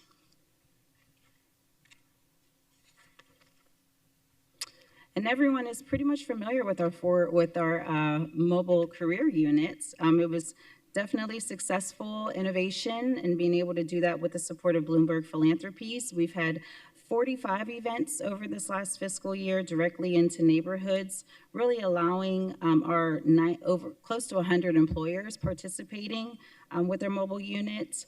And then we've had over 2,000 job seekers attend who are able to apply, interview, and receive over 600 job offers on the spot. So as we look ahead to Innovation 27, which is also an innovative way that Mayor and Council has supported our workforce development activities, having a workforce and education training center in this community is going to be a major hub for us, where we're bringing together providers, employers, residents to build skilled talent, and particularly in high demand industries. Our apprenticeships, I touched on this a little bit.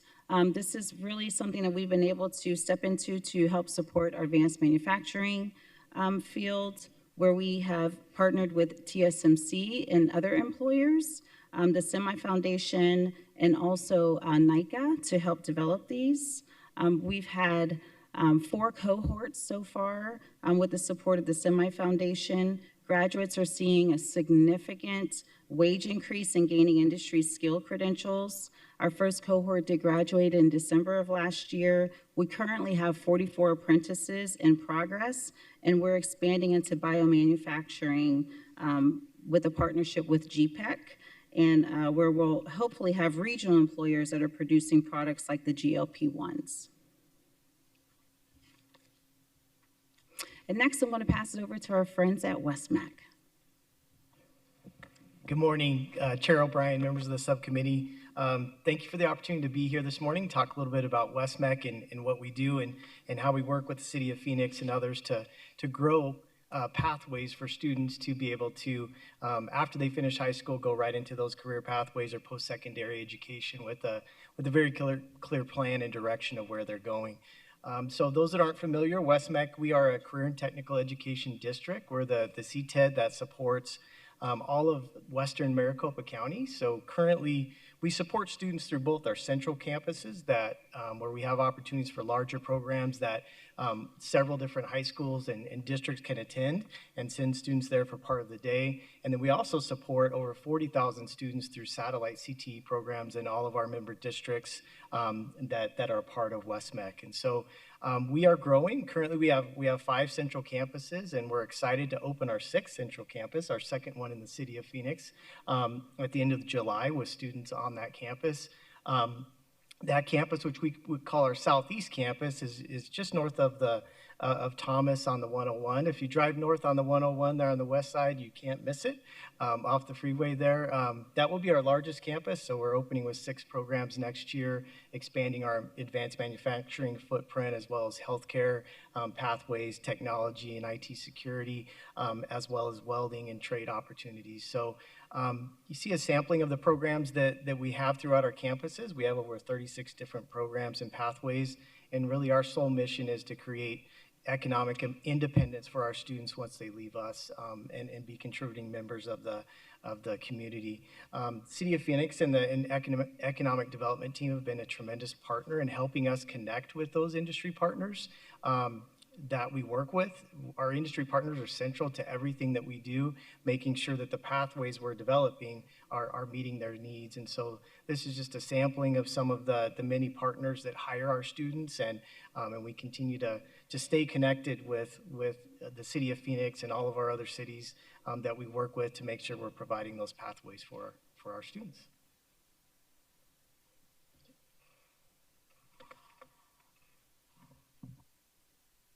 Okay, and then we'll turn it over to our friends with Helios and TechSmart.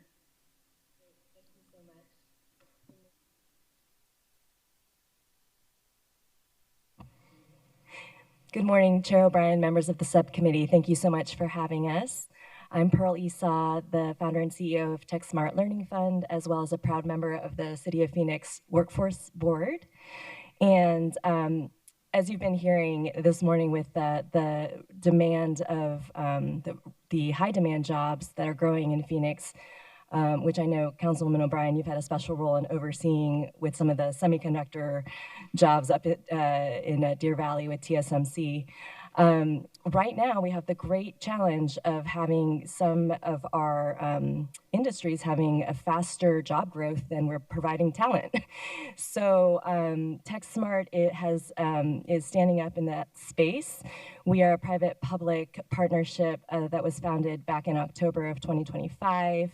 We were glad to have Governor Hobbs, as well as Mayor Gallego, and several other state and education leaders to launch the nonprofit with us. And our goal really is to make sure that at this time that we have this incredible economic growth, job demand, especially in these highly technical roles, that Arizona students are able to participate in that. We've depended for a long time on the in-migration of talent, and we have incredible talent right here in Arizona, as you know, and we want to make sure that all of our students and learners are able to participate and access these great jobs. So we have 4 goals here. The first is to convene and coordinate efforts. So we really want to make sure that we have a clear roadmap for action, a clear talent strategy in the advanced manufacturing industry, and that our data is consistent, that we have shared goals, we're using the same metrics. And that's something that Whitney's going to talk about in a minute with the ASU Helios Decision Center. We're using the Decision Center as our foundation for data and metrics and a way to convene all of our leaders to work together in this space. The second goal is around establishing and scaling innovative high-tech career pathways. So we want to start all the way down from middle school career exploration through high school. We're working with the Department of Education on a new CTE semiconductor program. We're working with the folks at WestMech and other CTEDs to make sure that students can begin getting credentials in dual enrollment even in high school in semiconductor. And then through intensives, stackable credentials degrees, and then community organizations that can help us with underemployed adults, veterans, and other groups who could be participating. The growth is so fast, it's 25,000 projected jobs by 2030 in semiconductor alone. And we really need to be pulling from every audience to meet that demand. The third is to create a data infrastructure. And again, I'm going to let Whitney talk a little bit more about this. But we would be the first in the nation, really, a true model if we're able to connect everything from career interest data all the way through economic mobility data. And I think we actually have a shot at making that happen here in Arizona. And then finally, partnering with other states, we are working to be a braided funding vehicle. We have a lot of federal grants, competitive grants that we need to go after together in collaboration with one another. The Department of Labor has announced that they are releasing like $9 billion of grants in the coming years. A lot of it will be targeted to advanced manufacturing and national security initiative workforce. So we want to be able to work together with everyone to go after those grants, but then also fundraise from corporate foundations, philanthropy. We're in touch with Bloomberg, who I know is working closely with the city, as well as other national philanthropy like Walton, Arnold Ventures, who are going to be able to inform what we're doing, as well as help us connect with best practices in other states. So I thank you for the time to share a little bit about TechSmart and look forward to working together, and I'll pass it to Whitney to talk about the Decision Center. Thank you, Pearl. Madam Chair, members of the subcommittee. Whitney Marsh with the ASU Helios Decision Center for Educational Excellence. The Decision Center is a partnership between Arizona State University and the Helios Education Foundation. Have any of you been to the Decision Center? Yeah, okay, wonderful. I was gonna invite you if you have not. So you're familiar with the work. And so about 8 years ago, Helios and ASU decided to partner to create a longitudinal data visualization that would be modeled after the ASU Decision Theater, which really takes the capacity of the university to create these immersive data visualizations that connect data in ways that it isn't already connected across a pipeline from different sectors, various inputs that allow leaders to make decisions in this collaborative, facilitated environment. So you'll see here the major modules that we've built over the last 8 years. Early childhood will be done by the end of this calendar year.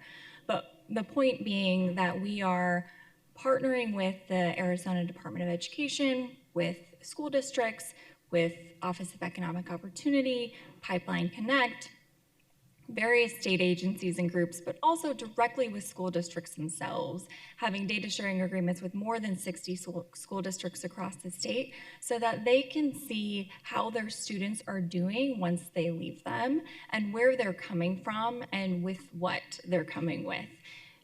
So you'll see we span from early childhood through workforce. Okay, sorry, I had one more slide. Our workforce visualization brings together data from census, BLS, Lightcast to really project what are the highest growing, high demand jobs in Arizona. And you can drill down all the way to, down to the city. And then see where is your talent coming from? How prepared are they? What credentials do they have? What skills do they have? Where do we have gaps in our education programs in order to meet the growing demand that we see? And then what interventions can we find? What outliers are there? What interventions can we find that work to match sort of the pipeline and our education and the workforce that we know is going to be growing here in Arizona.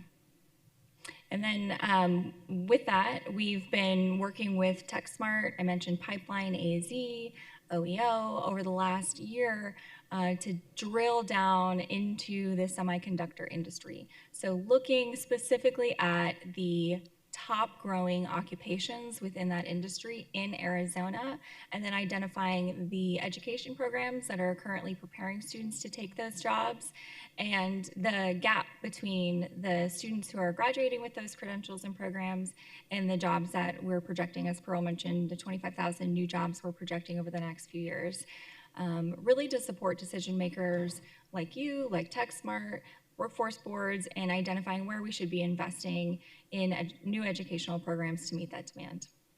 With that, I can take any questions. Thank you so much, all of you, for being here. Before I pass it over to Ryan in closing, I just want to make sure, I would be remiss, and I apologize. I meant to also acknowledge Joanne Kingman and Yvette Rodriguez, who are here from Estrella Mountain Community Colleges. If they were they're a strategic partner with us in building out our apprenticeship programs as our educational provider. So I do want to just acknowledge them in the audience. And with that, I'll pass it over to Ryan. Thank you, everyone. Madam Chair, members of the subcommittee, we hope today's presentation provided greater insight into our workforce system. We want to thank the mayor and council for your continued support. Without that, we would not be able to do many of the things you learned about today. And with that, we're happy to take any questions. Thank you. Thank you so much, Ryan and team. Are there questions or comments? Councilwoman Stark? Just a comment. I've really been enjoying all these economic development 101s. It's been really fascinating to see what we do. I have had an opportunity to tour some of the facilities, and I'm very impressed with WestMec because of your facility by the airport. You're doing some wonderful things there. I had the pleasure to tour that maybe 5 years ago, and it's impressive how you've taken students and given them a different course of direction and showing that sometimes it isn't college that you need, but you can really have a successful career. And so I really appreciate what you guys are doing. I know in the East Valley, they also have a program similar. So I think it's terrific that you're looking at what kids coming out of high school can do, because I clearly believe, and I'm a daughter of a college professor. Not everyone has to go to college to have a successful career. And so the things that you guys are doing, terrific. Great presentation. Thank you, Madam Chair. Thank you, Councilman Stark, for your comments. Councilman Robinson? Thank you, Madam Chair. An excellent presentation on everyone's part. So thank you very much for that. And not too different from what Councilwoman Stark was saying. I had the opportunity a couple weeks ago to meet with the CEO up at Mail, Rick Gray. There are a couple of us, the Vice Mayor, myself, and I think Councilwoman Gordado, and had an opportunity to tour their labs. and they're expanding, and talked a great deal about workforce development, job growth, a host of things that they're looking at. And one of the biggest concerns they have is being able to hire enough folks. So I know Banner, I've noticed Banner as future companies that have been hiring the students from a WestMec standpoint is Banner and some others, but I didn't know if you are expanding, because clearly with everything going down or going on in the downtown area with the medical field, as well as how far or how expansive Mayo is going up at their Discovery Oasis, you start looking around, there's plenty of opportunities. So I just mentioned that. ASU is already a partner with Mayo in so many ways, but I mentioned that so that, and I'm sure you guys are already headed that way if you haven't already, but it seems to be a great opportunity. But everyone, thank you for the presentation. I truly enjoyed it. And like Councilwoman Stark says, you know, you get a little bit smarter every time you guys present, or anytime CED presents on these, on this whole feature. So thank you very much. Thank you, Madam Chair, for the time. Thank you, Councilman Robinson, for your comments. Councilwoman Pastor. Thank you. I actually get to witness WestMec in the way it's impactful to families. And that's because Sunny Slope, many of the students go to WestMec, and I actually studied the schedule of how it's very rigorous for them, and how they take their classes in the morning and then leave, I don't know, about 11 o'clock or something like that, and head west to take their classes and get their experience. And so I've seen the impact locally in Phoenix, and how it changes and sets a career path for some of the students. And I think that's really what's important, is really trying to set a career path. They may not stay in that career, but it's a pathway to go somewhere and at least get a job, and be able then from there realize this is where I advance, or this is not this area, but I know I have a skill and a trade to then be able to advance in another space. And I think that's definitely what is needed in here at this moment in time, because if you look at the numbers, we need to move quickly for the jobs that are here, and be able to be nimble and flexible with our school districts. And I'm talking from sitting on a Phoenix Union School Board to understand how we have to be flexible and nimble like today, and not wait for tomorrow, and be able then to start planning for the future of tomorrow today. And so I know the difficulty that those conversations we can have with them. I think they're there now. I mean, I'm saying in general, school districts are realizing if we don't move, our workforce is not here. And that's important. So I want to, and the reason why I'm saying this is because I want to thank you for the work. And Matt, providing that experience for interns, but also providing that experience for employees and managers is important, because then we need to know those soft skills with what we're receiving, and how we need to communicate in order for them to understand this is how we operate, because it's very different today, what we receive, and I want to name them students, but what we receive, employees, what we receive at a very young age, and some of the skills that they need to build at that moment, and the patience that employers need to have. And so I want to appreciate and thank you for that. But if we're going to continue on the state that we are and the city that we're going to rise to, we need to make sure we put the money where our mouth is, in the sense of students and pushing and driving them to those jobs. So once again, thank you. I appreciate it. We need the data. The data is important in order for the way we move. So thank you. Thank you, Councilwoman Pastor, for your remarks. Thank you again for the presentation. I appreciate all that you have said. Matt, thanks for giving the perspective of an employer and a small business. And it doesn't hurt that you're from D1, so really good job, you guys. Brownie points for CED. It's exciting to hear about those partnerships and how you're able to benefit and your employees are able to benefit from these services. As a former school board member, I'm a huge supporter of WestMec, and never mind that I have a niece in one of the programs and a nephew that's coming in. But to that point, it seems like, based on what I'm hearing from folks today, there are wait lists for your WestMec programs. And so I know you're building a beautiful new campus, and I got to tour it in construction mode with my hard hat and my boots and everything. But how do we help, or how do we advocate to get you the help so you can meet the needs of the kids who want to be in your programs? Chairwoman O'Brien, members of the committee, thank you for the question. Yeah, we are continuing to grow campuses and get them in closer proximity to as many students as we can so students do have an opportunity, and we minimize some of those wait lists. We do have wait lists in some of our healthcare programs in some areas that are very popular, but a good example is our Southeast campus that we're opening up with new opportunities in that community. We do have a lot of spots open for students to attend those programs, and we're currently in planning phase for a campus in South Peoria, one in the North Peoria area, to be able to broaden the demand and the opportunities for students. In addition, I think advocating and supporting career and technical education, not only through WestMec Central programs, but through all of the satellite high school programs. There's tremendous CTE programs happening in every high school in the West Valley and truly across the state.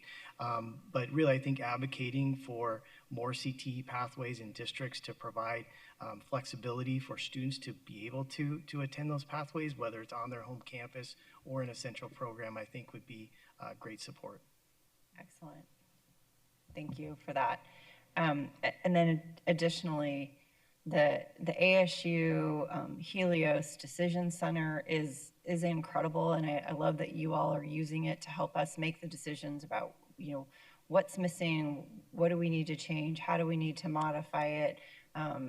Pearl, you have the public-private partnership going on along with all of that, which brings everybody to the table so that we can bring folks alone.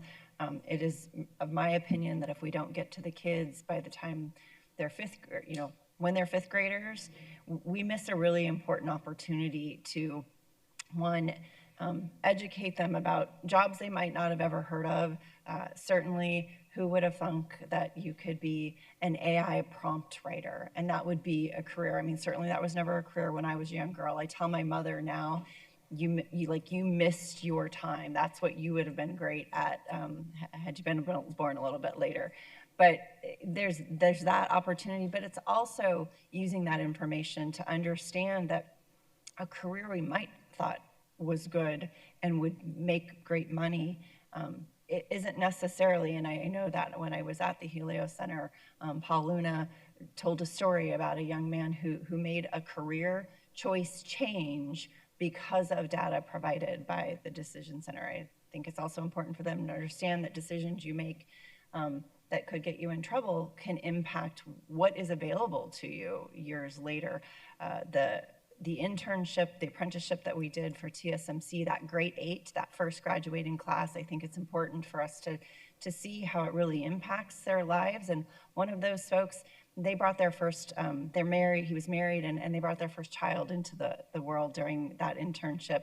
Additionally, another young man in that program was able to buy his first house. Those are real differences in lives that we're making. So I'm grateful for that. And I think the other number that just blows me away is that in 2014, I'm going to try not to screw this up, our average salary was about $36,000, and in 2025, the average salary in Phoenix is about $89,000. That is huge. So you all are making significant improvement and the lives of Phoenix, greater Phoenix region, because I know it's not just in Phoenix, but I'm thankful for what you do in Phoenix. And when we are all successful as a region, we're all helping each other. So that is really important. I'm excited about hearing about going for the grants. Please, if there's something we can do to help, please know that we're here. I'm grateful to our other guests from the organizations that are here. And I have a request for one final comment from our CED director, Ryan. Yes, Madam Chair, thank you. I was remiss to say that we are taking a break over the summer. We're going to be back in our series this fall to wrap up. We want to thank you for the opportunity to share this story over the last several months.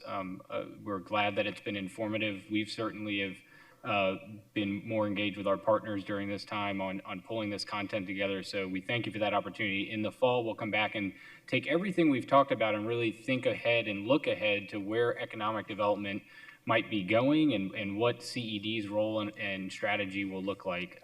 So we're excited to bring that back after the summer break.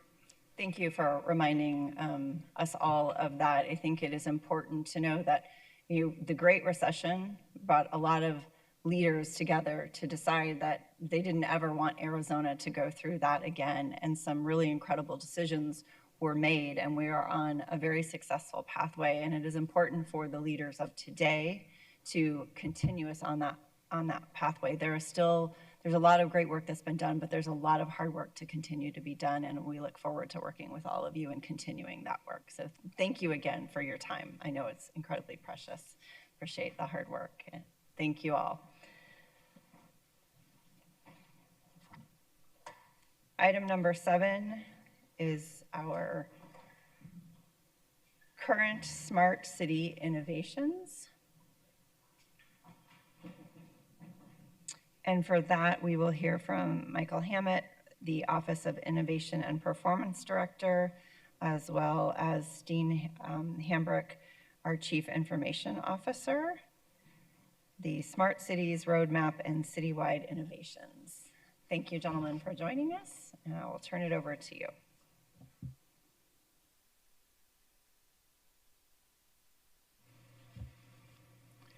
Thank you so much, Madam Chair, members of the subcommittee. It is a pleasure to be here today, and thank you so much for the opportunity to share an update on our smart cities vision for the city of Phoenix. This is the first citywide smart city plan for the city, and this is to coordinate and advance smart cities, technologies, and innovations across the city, and to integrate with existing city plans.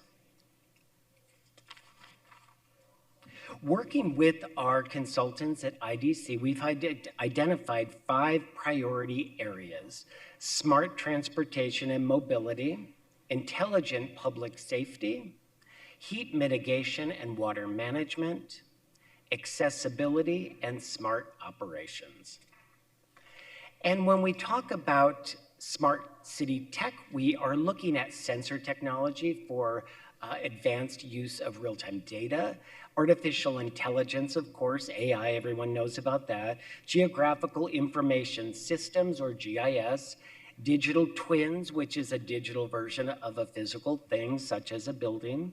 Augmented reality takes us into the virtual world, drones and unmanned aircraft, and then collaborative platforms that allow city staff to collaborate and work more efficiently together.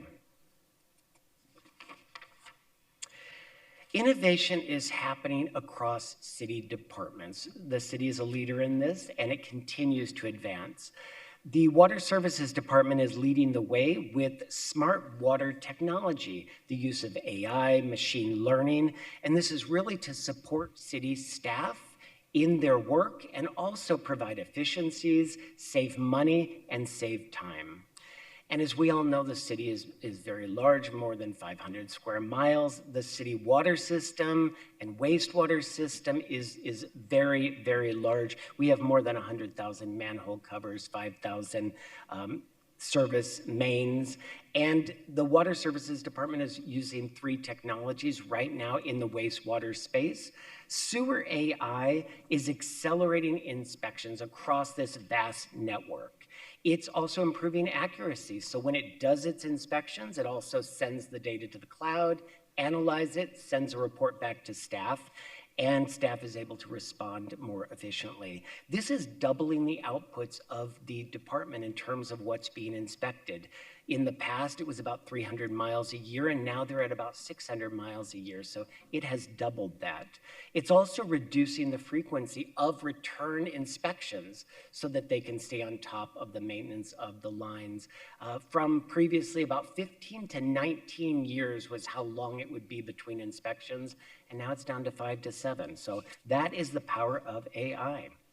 Smart Cover allows you to attach a device to the inside of a manhole cover, and it uses sensor technology to monitor the water levels within that manhole. So when the water goes to a certain level, it alerts water services that there could be a blockage or a blockage that is starting to build up. They can go to that strategically, take care of it, and prevent future issues. This is also reducing the cleaning of the hotspot areas where they have known issues from as often as monthly or even more frequent to once a year. So that is a tremendous time saver, allowing staff again to address more priorities within the network. And Cando wastewater monitoring, this is machine learning. The department has been a leader. They've been using it for about 4 years, and it's placed at the entry points of the waste stream. And this is really taking the machine learning and understanding what is in our waste stream and looking for anomalies. When the system sees an anomaly, it alerts wastewater management, and they can go address that and prevent any potential contamination downstream. This is important for our advanced water purification goals for the city. And they're also able to look at where the source is of that and take corrective action. I'm really excited. The Office of Innovation and Performance has been piloting or advancing a smart water monitoring system called NOWI. We love it because there's a local component to it. It's really low cost. It's easy to install. You don't need a plumber. It's like a Fitbit for your meter. And so we have 14 units across the city. We're monitoring this. In the last 6 months, we've had 3 leaks detected. Our partners at Public Works, Convention Center, and Parks have been able to go respond very quickly and prevent future issues. And it's also the perception that we're on top of it, and we weren't relying on a person to see it. The next step is Convention Center. So we are partnered with Convention Center, working with our Water Services Department and Max, our water advisor, to advance the use of this at the West Convention Center Hall, in the kitchen, and in the irrigation system outside. Very excited. There's many future applications. One unit can do a whole building, it can do one room, and it can do outdoor space, all sending data to a dashboard 24/7. A really exciting outcome of the Mayor's Strategic Work Group on Accessibility, chaired by our Councilwoman Stark, was the advancement of assistive listening technology here in council chambers. This council chamber is now equipped with what is called Hearing Loop. There's literally a lasso of copper around this facility. When you step inside the lasso, it automatically connects a hearing aid to this device. So it's seamless. You can't see it, but people that need it, need that assistance, they can hear it. We're excited about that. And we're partnering. I led the digital environment. I was very proud under Councilwoman Stark. And now I'm partnering with ITS, Steen and his team, and we're advancing a lot of this technology. They were instrumental in this unit, in this facility, and they've also advanced it to 12 Central with a different technology. Convention Center is enhancing their use of a variety of these technologies depending on the need for a better user experience. And we're now looking, again, moving forward, to senior centers and looking at spaces where we not only have community that's being served, but we have budget hearings and things like that. And so we're excited to do that. And again, Information Technology Services team has been incredible in leading the way on this. And now I will pass it to my colleague in all things smart cities, our Chief Information Officer Steen Humbrick.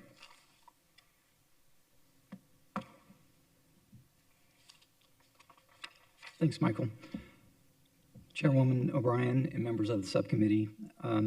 As Michael mentioned, one of our smart city priority areas is called smart operations. And, across the city, we are already leveraging smart city technologies and data to improve city operations. And in the next few slides, I'll touch on a few of these for you.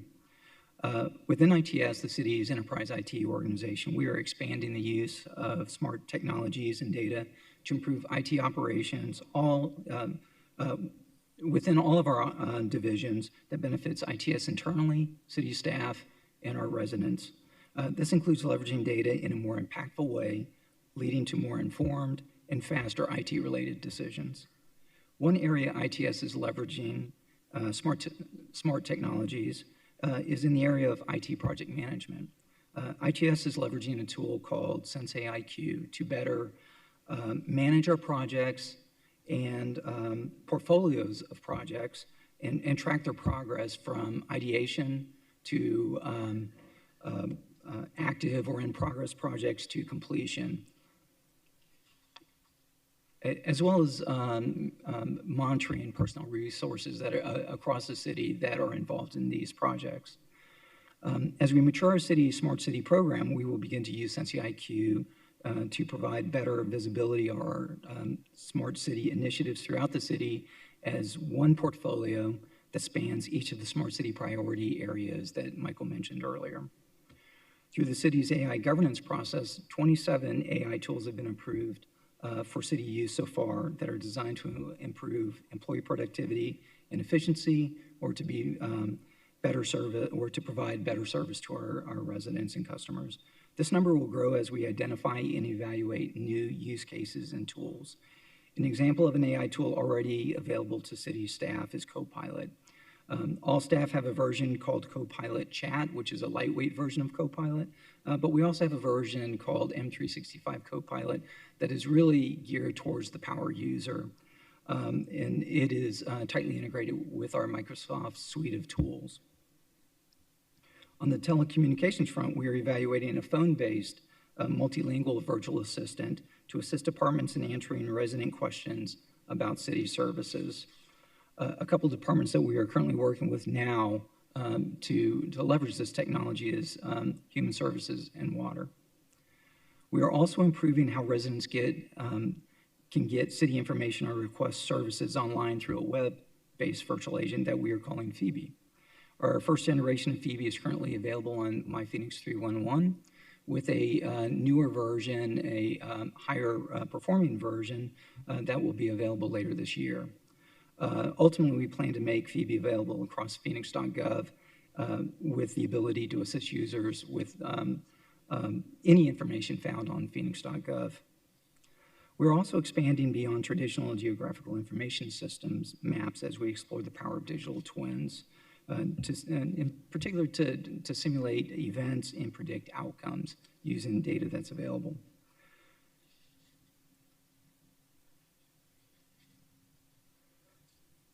For planning and development, they have an example of smart city technologies for them is the city initiative to replace the legacy systems and business processes related to permitting for residents and businesses.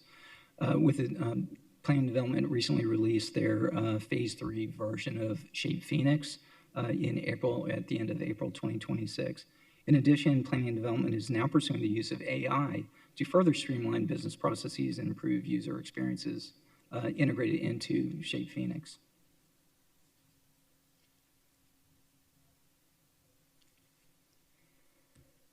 An example from Public Works is within the Public Works Material Recycle Facility.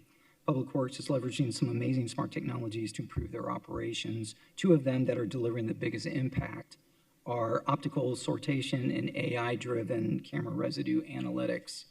The first, using optical sorters, Public Works is seeing higher sorting accuracy. Routinely, the accuracy rates are exceeding 90 or 95% material purity, increased throughput, with automated detection air jet ejection, which I've never heard of before, allowing processing of 3 to 6 tons per hour per line.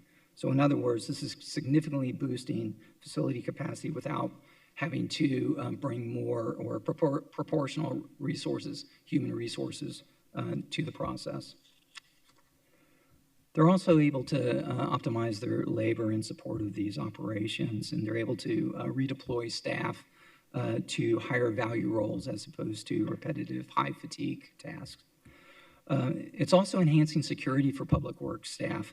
It's minimizing workers from being exposed to hazards such as biohazards, sharp objects, or having to traverse heavy traffic areas as often.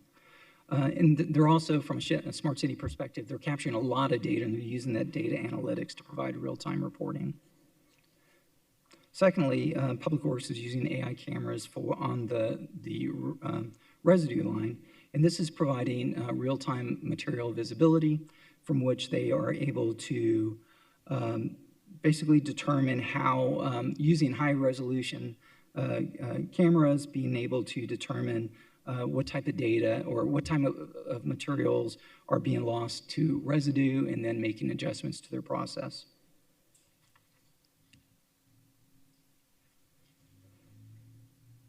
From the from the Street Transportation Department, an example of a smart city initiative is their use of a technology called No Traffic.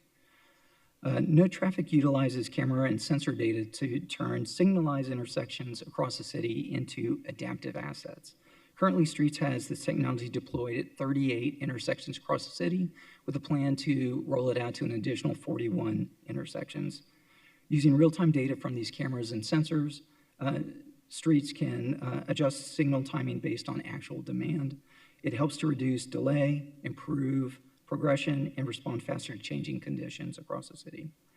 It improves visibility into how intersections are performing. And additionally, No Traffic gives Streets a strong operational picture without having to always send staff out into the street or into the field every time they have something that they need to look into. And with that, I'll turn it back over to Michael.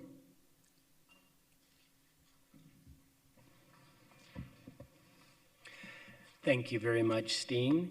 And those were examples of what is happening across the city. And what's important about this process, our Smart Cities vision, is to bring everything together so that we're all on the same page. We know what's happening. We can be responsive to our council members.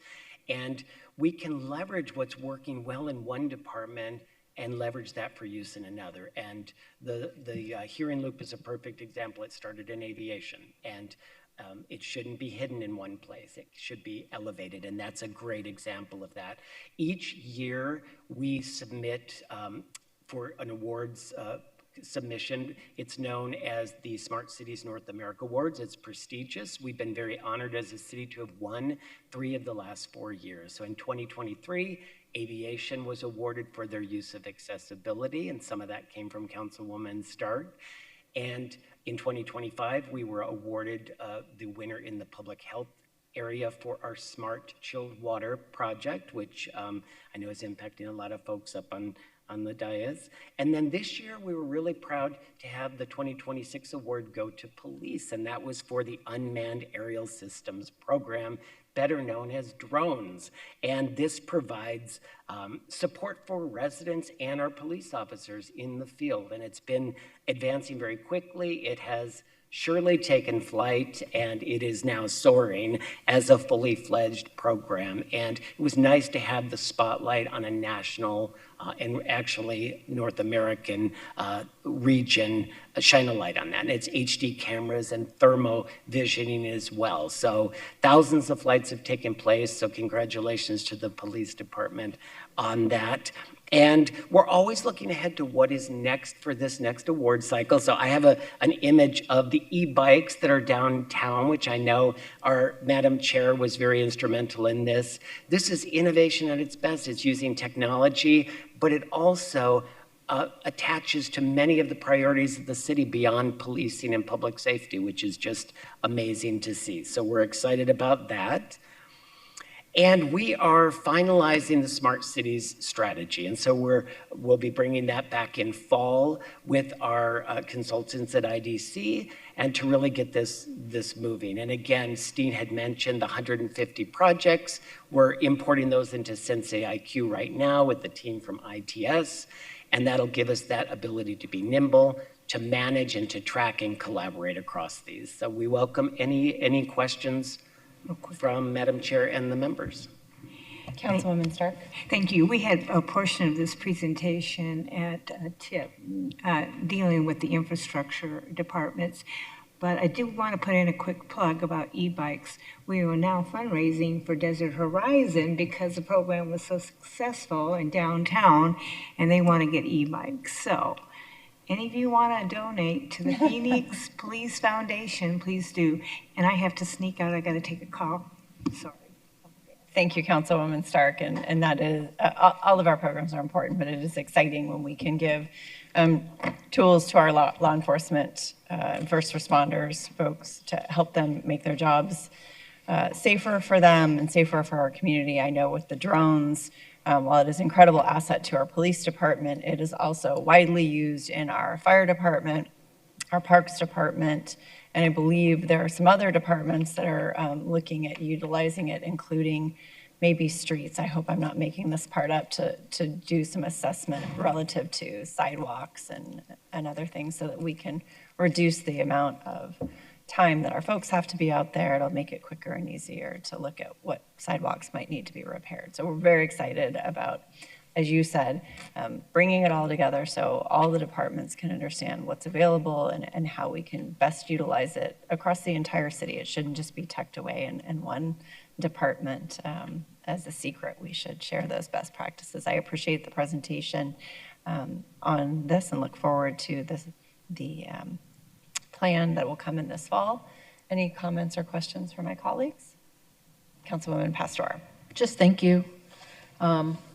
Appreciate it because we have been talking about smart cities since I entered, and one of the things that I find is really looking at smart cities and the traffic lights and really doing the signals and timing the signals, and then being able to also do smart cities of the timing of lights too.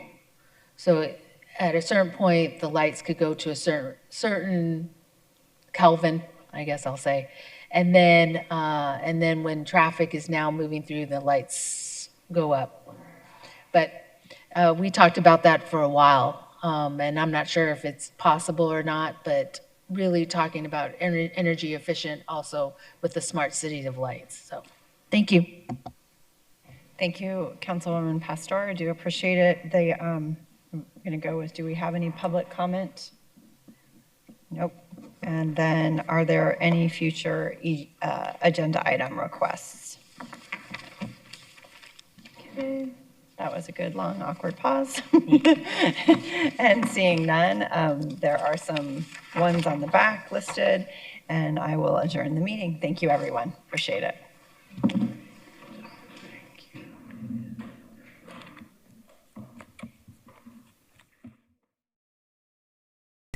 So that, again, getting that healthy food into people's hands was really important. As part of our food action plan, lots of folks talk to us about food waste. Food waste is one of those areas people don't really realize, but as it relates to sustainability, for example, is an area where a family can have the most impact for really the sort of least change in their life. They can save a lot of money and they end up almost by default eating more healthfully. So we came up with, in partnership with Arizona State University and the College of Health Sciences, Food Waste Watchers. We helped over 60 different households deploy a sort of system within their home where they learn through an educational intervention that we designed about food waste and how to reduce it in the home. And there are lots of easy strategies to do that. And then we help them track it over time. And in doing so, families learned about first the amount of food waste they were producing. Then they learned how to reduce it. And then they were able to recognize all the very excellent benefits that come from that. People that were in the program really were very good at not wasting food. So that was really exciting for us.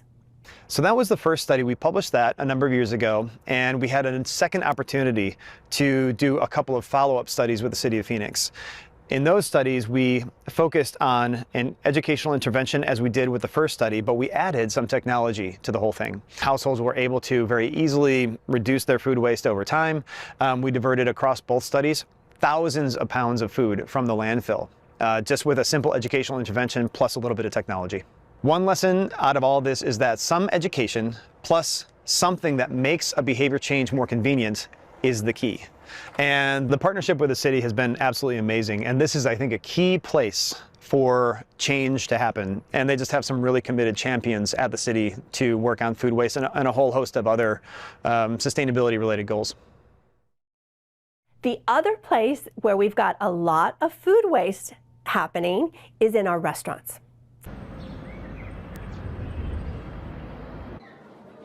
Project Reduce is the city's first pilot project to really tackle food waste within restaurants.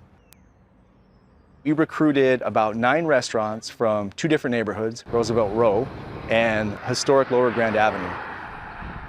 And we challenged them to think more holistically and not so one-dimensional when it comes to fighting food waste. We took a really holistic approach to helping restaurants alleviate food waste. We helped them with their composting. We helped them get connected to food donation resources. But we also worked with them on food waste prevention, working with a chef. His name's Chris Lenza. He's a local chef. He's fantastic.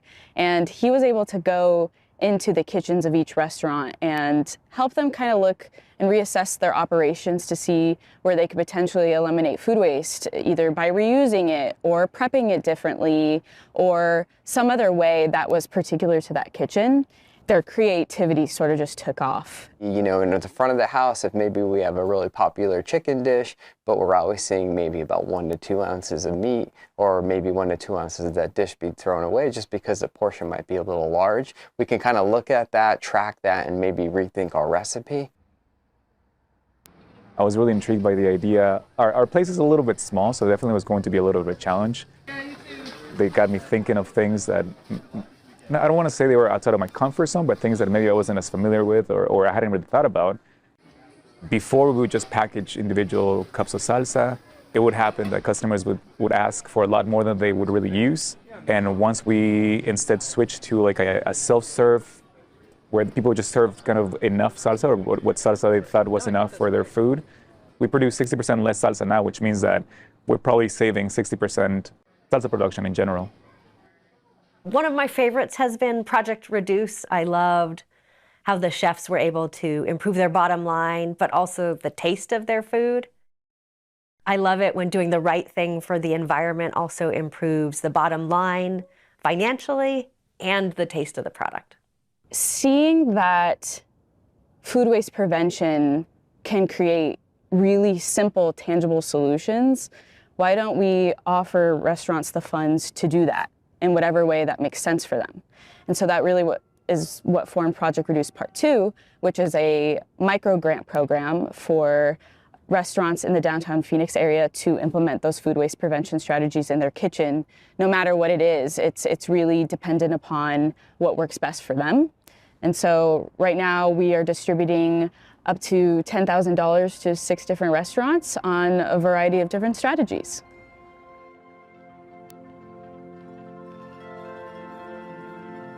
With the pandemic funding, we certainly had millions of dollars to work with, and that funding is coming to an end.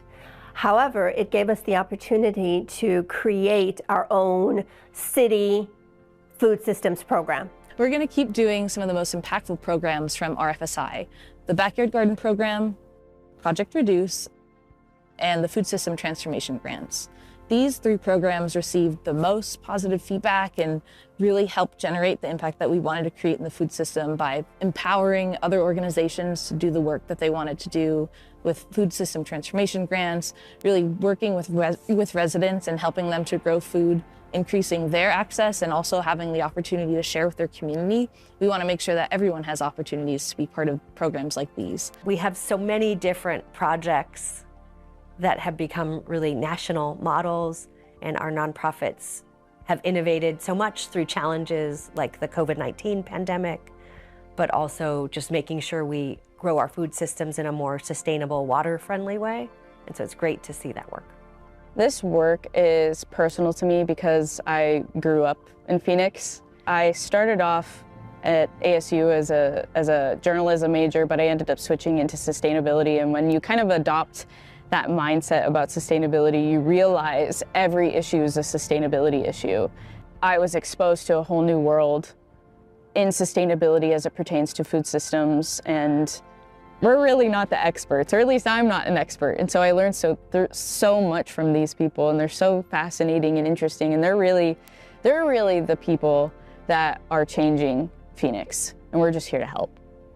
The outcomes have been, far greater than I was expecting. Never in my wildest dreams would I think that there would be a food team at the City of Phoenix, and to see the commitment that we as a city have made with our climate action plan and our food action plan, and really recognizing this local food as an important solution to a challenging problem has been so rewarding to work on. The neighborhood I grew up in is actually a food desert. So seeing people benefit from these programs that remind me of my friends and my family is very rewarding. It's very rewarding, it's very close to home. So in my family growing up, food was always the center of conversation, was always the center of gatherings. It was a way to spend time